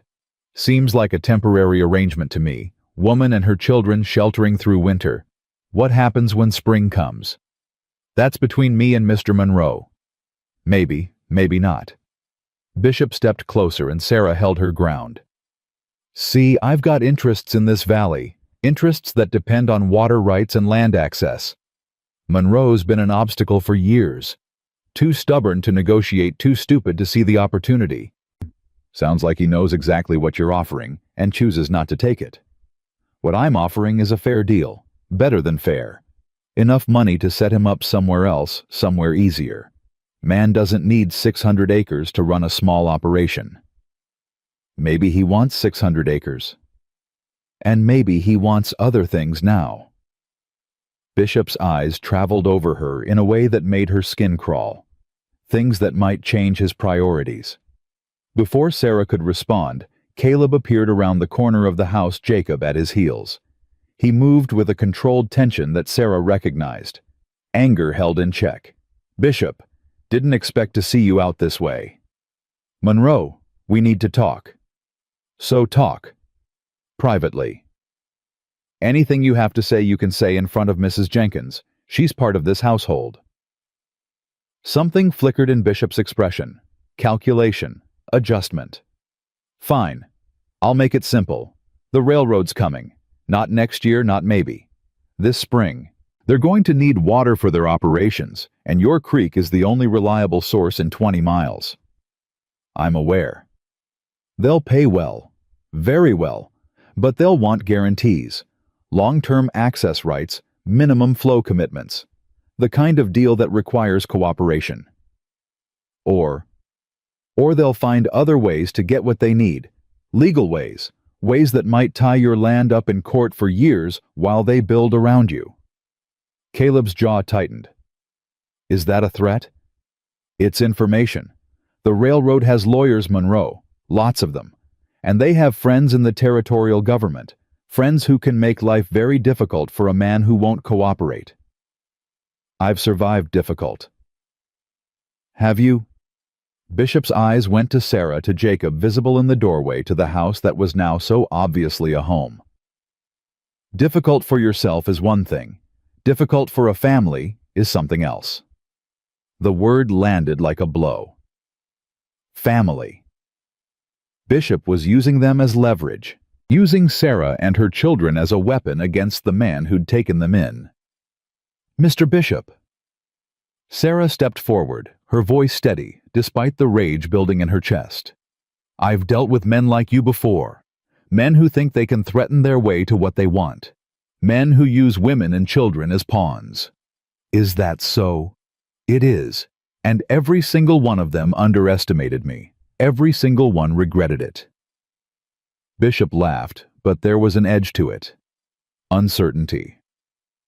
"I'm not threatening anyone, Mrs. Jenkins. I'm presenting a business proposition." "No, you're trying to scare us into selling something that isn't for sale, and it won't work." "We'll see." He mounted his horse, his men following suit. "Think about it, Monroe. The railroad's coming whether you like it or not. You can profit from it, or you can be crushed by it. Your choice." They rode off, leaving dust and tension in their wake. Caleb didn't move until they disappeared over the hill. Then he turned to Sarah, his face tight with emotion she couldn't quite read. "You shouldn't have confronted him." "Someone had to. He's dangerous. More dangerous than you know." "I'm not afraid of him." "Maybe you should be." Caleb ran a hand through his hair. "Bishop doesn't make threats he can't back up. If he says the railroad has lawyers, they have lawyers. If he says they have government friends, they do. So, what do we do?" "I don't know. I've been fighting this battle alone for years. Never had—" He stopped. "Never had what?" "Never had anyone else to worry about. Never had anything he could use against me." The implication hit her hard. They weren't just a household anymore. They were a vulnerability, a pressure point. "We could leave," she said quietly. "Take away his leverage." "No." The word came out fierce, immediate. "No, you're not leaving." "Caleb, I spent 10 years building walls to keep from caring about anyone. 10 years making sure nothing mattered enough to hurt me. And then you showed up with your 2 children, and your 17 cents, and your questions I couldn't answer, and you tore those walls down without even trying." He stepped closer, his eyes blazing. "I'm not letting Bishop take that away. I'm not letting anyone take that away. You're staying and we're fighting, and that's the end of it." "Fighting how?" "I don't know yet. But we'll figure it out. Together." The word echoed between them. Together. Not an arrangement anymore. Not a business deal. Something else. Something neither of them had expected. Together. Sarah agreed. Over the next week, Caleb made trips to town, coming back with information pieced together from conversations and careful questions. Bishop had been buying up land all winter, positioning himself for the railroad's arrival. He already had 3 ranchers in his pocket, their water rights signed over, in exchange for promises that might never materialize. "He's building an empire," Caleb said one evening. "Wants to control everything between here and the mountains. And you're in his way. The only thing in his way. Everyone else either sold or folded. I'm the last holdout." "Why?" Sarah asked. "What makes your land so important?" "Location. My creek feeds everything downstream. Whoever controls it controls the whole valley's water supply. Bishop knows that. The railroad knows that. I've known it for years." "Then why haven't you sold before us when you had nothing to lose?" Caleb was quiet for a moment. "Because this land is the only thing my parents left me, not the ranch itself. They died before they could build anything. But the land, the dream of what it could become. I couldn't let that go to someone who just saw dollar signs. And now I have even more reason to fight. This isn't just my dream anymore. It's yours. It's Jacob's. It's Lily's. It's ours." The possessive pronoun sent warmth through Sarah's chest, despite the fear that accompanied it. "What do we need to do?"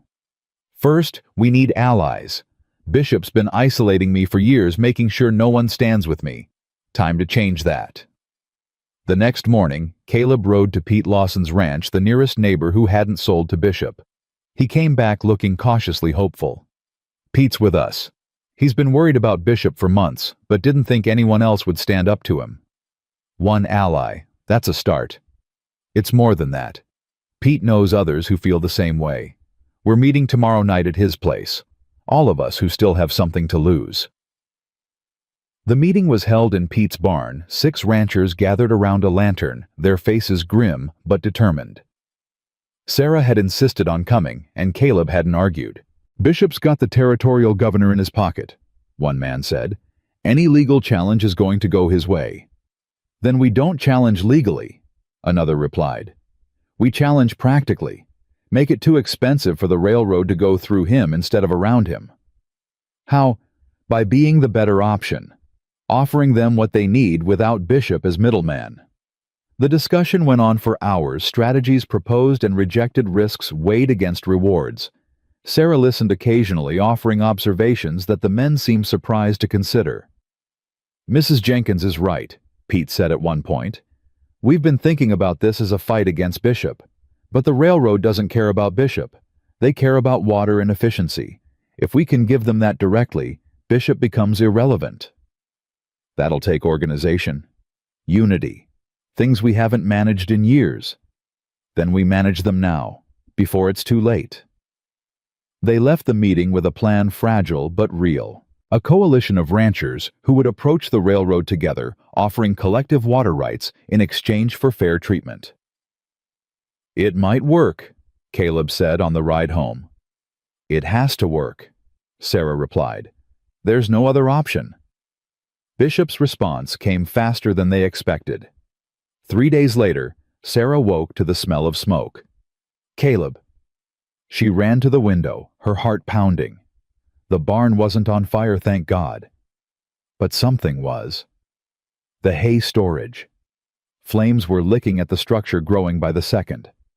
Caleb was already outside shouting orders. Jacob came running from his room, still pulling on his boots. "Get buckets!" Caleb yelled. "Every container you can find. They fought the fire for hours." Sarah hauled water until her arms screamed. Jacob worked beside Caleb, following commands without question. Even Lily helped, fetching and carrying her small face streaked with soot and tears. By the time dawn broke, the fire was out. But the damage was done. Nearly half their winter hay supply was gone. "Bishop." Caleb's voice was flat dangerous. "You can't prove it," Sarah said. "Don't need to prove it. I know. He stood looking at the charred remains, his fists clenched at his sides. Sarah had never seen him this angry, this raw. He's trying to break us, destroy our supplies, make it impossible to survive the winter, force me to sell. Will it work? No. The word was steel. I'll die before I let him win. Caleb. I mean it. This land, this ranch, this... He gestured at the house at the children huddled on the porch. This is everything I have. Everything I've ever wanted, even when I told myself I didn't want anything. I won't lose it. Not to Bishop. Not to anyone. You won't lose it alone. He turned to look at her. Really look, and something shifted in his expression. Sarah, when this is over, when we've beaten Bishop and secured the ranch and made it through winter, there's something I need to ask you. What? Not now. Not like this, covered in soot with our supplies half destroyed. A ghost of a smile crossed his face. When I ask you, I want it to be right. I want you to know it's not desperation or fear or the heat of the moment. I want you to know it's real. Sarah's heart hammered in her chest. I'll wait, however long it takes. It won't be long, I promise. The promise hung between them, more binding than any legal document. But first, they had to survive. Word of the fire spread quickly. By afternoon, neighbors began arriving. Pete Lawson with extra hay from his own stores. The Hendersons with preserved food. Even families from town people who'd heard about the coalition and wanted to help. This is how we beat him, Pete said, unloading supplies from his wagon. Unity, community, everything Bishop doesn't understand. Caleb stood watching the procession of helpers, his expression unreadable. I've spent 10 years pushing people away, he said quietly to Sarah, convincing myself I didn't need anyone. And now I see what I was missing, what I almost lost forever. Sheriff Walter Price arrived that evening looking uncomfortable. Sarah watched him dismount, noting the nervous way he avoided Caleb's eyes. Sheriff? Caleb said flatly. Surprised to see you out this way. Got reports of a fire. Came to investigate. Investigate what? We all know who's responsible. Accusations need evidence, Monroe. You know that. Evidence. Caleb laughed, but there was no humor in it. You want evidence, talk to Bishop's men. Talk to the riders who've been circling my property for weeks. Talk to the man himself about the threats he made right here on my land. Bishop says he was just offering a business deal. Says you turned him down, and now you're looking for someone to blame. And you believe him. Sheriff Price shifted his weight. What I believe doesn't matter. What matters is what I can prove. Convenient. Now hold on. I didn't come here to argue. I came to warn you. Bishop's not going to stop. He wants this land, and he's got the resources to make your life very difficult. So what do you suggest, Sheriff? Roll over, sell out? Let a bully take everything I've built? I'm suggesting you be careful. That's all. Think about what you're risking. Sarah stepped forward before Caleb could respond. Sheriff Price, I've met men like Bishop before. Men who use money and influence to crush anyone who stands in their way. And I've learned something about them. What's that, ma'am? They count on people being afraid, on neighbors turning against each other instead of standing together, on lawmen who find it easier to look the other way. She held his gaze. Is that the kind of lawman you are, Sheriff? The kind who looks the other way? Price's face reddened. I'm the kind who follows the law, Mrs. Jenkins. Nothing more, nothing less. Then follow it. Investigate the fire. Talk to witnesses. Do your job. I'll do what I can. Do more than you can. Do what's right. He left without making any promises, but something in his posture suggested she'd hit a nerve. That was risky, Caleb said after the sheriff had gone. Everything's risky now. Might as well risk in the direction that matters. That night, after the children were asleep, Sarah found Caleb sitting alone in the dark kitchen. Can't sleep, she asked. Too much thinking. She sat across from him, the only light coming from the embers in the stove. "What are you thinking about?" "Everything. The fire, Bishop, the coalition, the future." He paused. "You. Me. What I'm asking you to risk by staying. What could happen if Bishop decides to escalate?" "I knew the risks when I decided to stay." "Did you?" "Because I'm not sure I did. I told myself I was protecting you, taking you in, giving you shelter. But really I was putting you in danger, making you a target." "Caleb, if something happened to you, to the children, because of me, because of this fight." His voice broke. "I couldn't live with that." Sarah reached across the table and took his hands. "Listen to me. I've spent 2 years running. 2 years trying to find a safe place for my children. And do you know what I've learned? There is no safe place. Not really. Safety isn't a location. It's a decision." "What decision?" "The decision to stand with people who matter, to fight for something worth fighting for, to stop running and start building." She squeezed his hands. "You gave me that chance, Caleb. The chance to stop running. I'm not going to waste it by leaving when things get hard. Even if hard means dangerous. Especially then, because that's when it matters most." He was quiet for a long moment. Then he lifted her hands to his lips and kissed them. Gently, reverently. "I don't deserve you." "Probably not. But you've got me anyway." A sound from the doorway made them both turn. Lily stood there in her nightgown, Rosie clutched to her chest. "I had a bad dream," she said. Sarah started to rise, but Caleb was faster. He crossed to Lily and knelt down to her level. "What kind of dream?" "The bad man came, the one who wants our home, and he took it all away. The house and the horses and the chickens and—" Her voice wobbled. "And you. He took you away, and we were alone again." "Come here." Caleb lifted her into his arms, something Sarah had never seen him do before. "That's not going to happen. You know why." "Why?" "Because this is our home now. All of ours. And we protect what's ours. That's what families do." "Are we a family?" Caleb looked at Sarah over Lily's head. His eyes held everything he couldn't say, everything he'd been afraid to feel. "Yeah," he said softly. "We're a family." Lily wrapped her arms around his neck. "Good. Because I love you, Caleb. And I don't want to lose you." Sarah watched the man who'd sworn off love freeze at a 6-year-old's simple declaration. Watched him struggle with emotions he'd buried so deep he'd forgotten they existed. Watched him choose finally and completely to let them in. "I love you too, Lily," he said, his voice rough. "I love all of you." His eyes met Sarah's as he said it, and she knew he meant it. All of them. Including her. Especially her. "Now."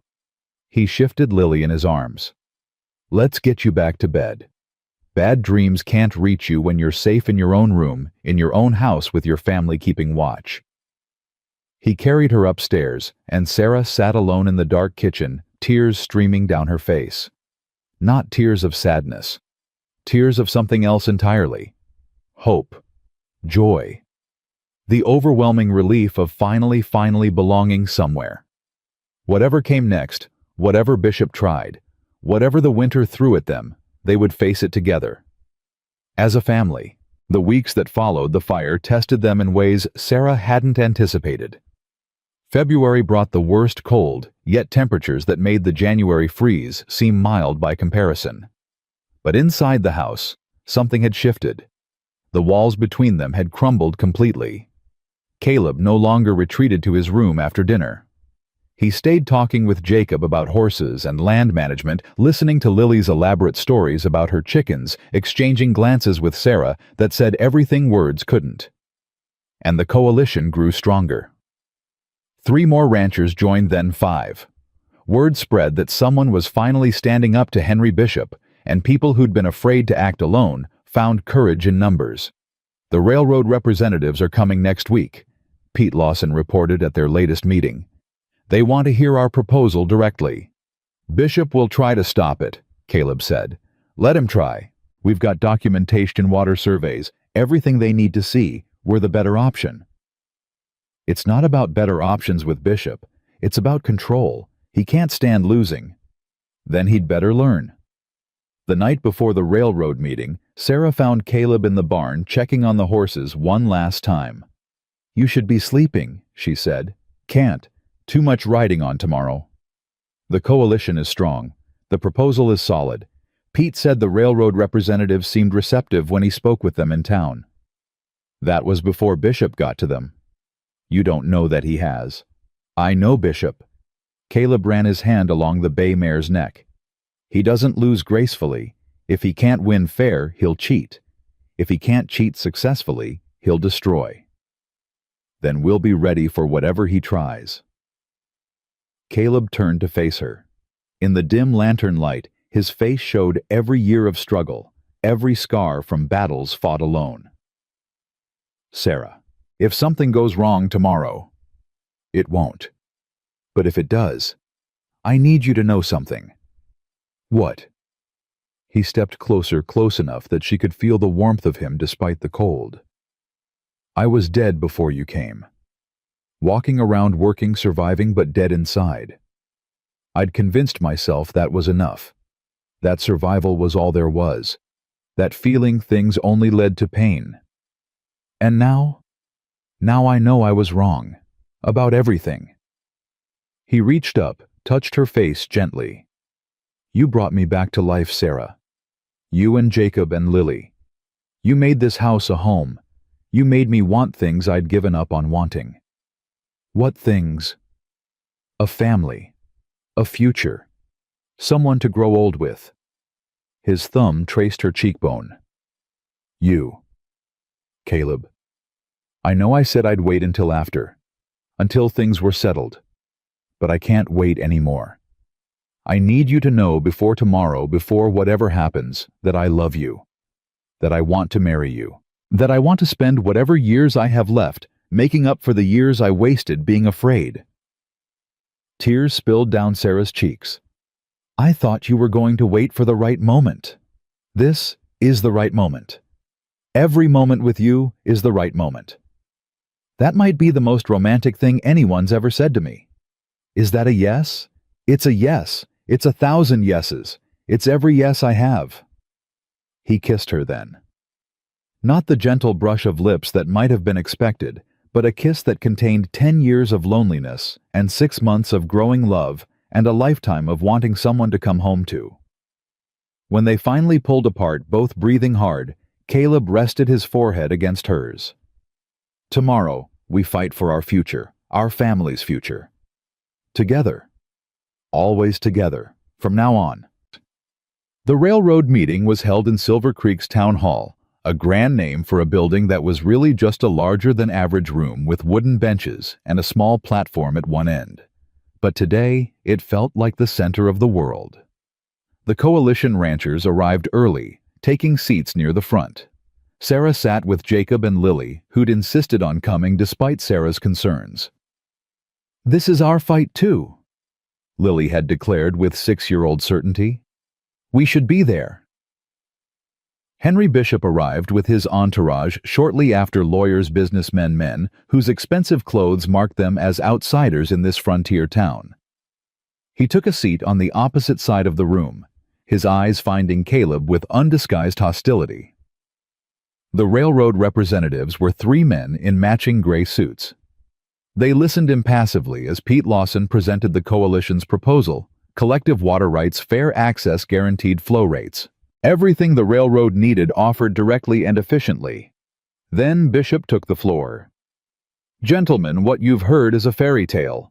A group of small-time ranchers pretending they can offer what they don't have the resources to guarantee. He gestured to maps and documents his lawyers had prepared. I, on the other hand, have already consolidated the water rights for most of this valley. My operation can provide everything you need with none of the complications of dealing with multiple parties. Mr. Bishop's operation was built on coercion and threats, Caleb said, rising to his feet. Ask any rancher in this room how they came to sell their rights. Ask them about midnight fires and poisoned wells and pressure tactics that would shame a back-alley thug. Those are serious accusations, one of the railroad men said. They're serious truths. Bishop's face reddened. Monroe's a bitter man with a grudge. His ranch had a fire last month, and he's been blaming me without a shred of evidence. The evidence is standing in this room. Caleb swept his arm toward the coalition. Every single one of these men has a story about your methods, Bishop. Every single one has been threatened, pressured, or attacked. Stories aren't evidence. Then what about this? Sheriff Walter Price stepped through the back door, his face set with determination that surprised everyone in the room. I've spent the last 3 weeks investigating the fire at Monroe's ranch, the sheriff said, and the fires at 2 other properties before that, and the incidents of cattle poisoning that plagued this valley last year. Bishop went pale. What are you saying? I'm saying I found evidence. Witnesses who were too afraid to talk before but decided to come forward. Payment records from your accounts to men known for doing dirty work. A pattern of criminal activity that goes back years. The room erupted. Bishop's lawyers huddled frantically. The railroad representatives exchanged significant looks. And Caleb stood in the middle of it all, vindicated but not triumphant. Mr. Bishop, the lead railroad representative said, his voice cutting through the chaos. We'll need to postpone any agreements until these matters are resolved. If the allegations prove true, we'll be taking our business to the coalition. This is outrageous. I've invested years in this. You've invested in intimidation and violence, Mr. Bishop. That's not the kind of partner the railroad is looking for. Bishop turned to Caleb, his face twisted with rage. You think you've won. You think this is over. I think you're done, Bishop, one way or another. For a moment, Sarah thought Bishop might attack. His hands were shaking, his whole body coiled with fury. Then he seemed to deflate, age settling over him like a sudden weight. You have no idea what you've destroyed, he said quietly. I was building something that would have lasted. You were destroying things, Caleb replied. That's not the same. Bishop turned and walked out, his entourage following in confused disarray. The door closed behind them with a finality that echoed through the silent room. Then Pete Lawson started clapping. Slowly at first, then faster. Others joined in. The coalition ranchers, the townspeople who'd gathered to watch, even the railroad representatives, offered dignified applause. Mr. Monroe, the lead representative said, extending his hand. I think we have a lot to discuss. The weeks that followed were a whirlwind of negotiations, agreements, and new beginnings. The railroad deal was signed, fair terms for all the coalition members. Bishop was arrested on multiple charges, his empire crumbling faster than he'd built it. And on a crisp morning in early March, with the first hints of spring softening the snow, Caleb Monroe married Sarah Jenkins in the small church in Silver Creek. The ceremony was simple. No elaborate decorations, no expensive dress. Just 2 people who'd found each other against all odds, surrounded by the community that had helped them survive. Jacob stood as Caleb's witness, his young face solemn with the weight of the moment. Lily scattered flower petals she'd been saving since fall dried, but still beautiful. Do you, Caleb Monroe, take this woman to be your wife? I do. His voice was steady, certain. A man who'd spent 10 years running from commitment, finally standing still. Do you, Sarah Jenkins, take this man to be your husband? I do. No hesitation, no doubt. Just the simple truth of a choice long since made. Then by the power vested in me, I pronounce you husband and wife. Caleb kissed her, and the church erupted in cheers. Martha Thornton was crying. Pete Lawson was grinning. Even Sheriff Price, standing awkwardly in the back, managed a smile, but it was Jacob who said what everyone was thinking. Finally, he murmured, just loud enough for Sarah to hear. Finally, we're home. The celebration afterward lasted most of the day. Food appeared from every kitchen in Silver Creek. Someone produced a fiddle, and despite the lingering winter cold, people danced in the street. Sarah watched it all from Caleb's side, her hand in his, her heart fuller than she'd thought possible. "Regrets?" he asked. "None. You? Only that I waited so long, that I wasted so many years being afraid." "You weren't wasting them. You were preparing, building something worth protecting, becoming someone worth loving." Pretty words. True words. He pulled her closer, and she leaned into him, feeling the solid warmth of him, the permanence that had seemed impossible 6 months ago. "What happens now?" she asked. "Now we live. Properly. Together. We raise those children and work that land and grow old, watching everything we've built flourish." "That sounds wonderful. It sounds terrifying, in the best possible way." Lily appeared at their side, tugging at Sarah's new dress. "Mama?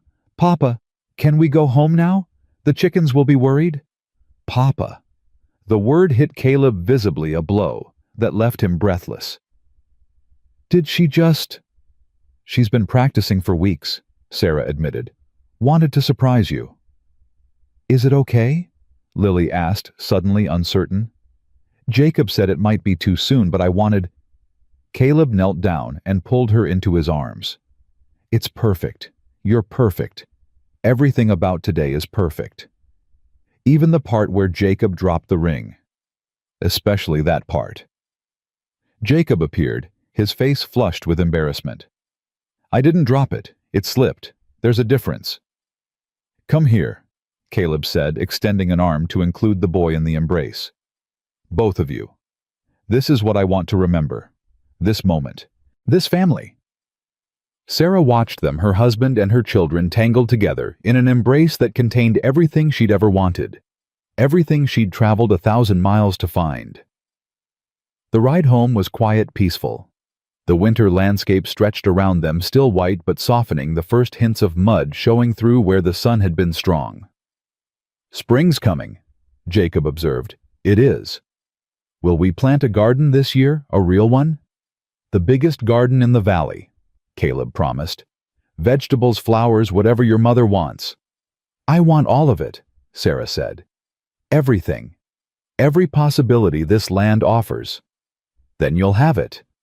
They pulled up to the house as the sun was setting, painting the sky in shades of gold and pink. The house looked different now. Not just a building with food in it, as Caleb had once described. A home. Their home. "I have something for you," Caleb said as they climbed down from the wagon. "Wait here." He disappeared inside while Sarah and the children waited, curious. When he returned, he was carrying a small wooden sign. "Made it last week. Been waiting for the right moment." He handed it to her. The sign read simply, "Monroe Ranch," and beneath it in smaller letters, STA 1868, Caleb, Sarah, Jacob, and Lily. "Our names," Lily breathed. "We're on the sign.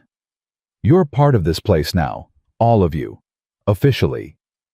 Jacob ran his fingers over the carved letters. "Can I help you hang it?" "I was hoping you would." They mounted the sign together, father and son, because that's what they were now, regardless of blood, while Sarah and Lily watched from the porch. "It looks right," Sarah said. "It feels right." Caleb stepped back, surveying their work. "Took me 15 years, but it finally feels right." That night, after the children were asleep, Sarah and Caleb sat on the porch together, watching the stars emerge one by one. "I keep thinking about that first day," Sarah said, "standing outside the general store covered in road dust with nothing but 17 cents and desperation. You scared me to death." "I meant to." He laughed. "You asked me the hardest question anyone's ever asked. Do you want a wife or just another winter alone? And now you have an answer."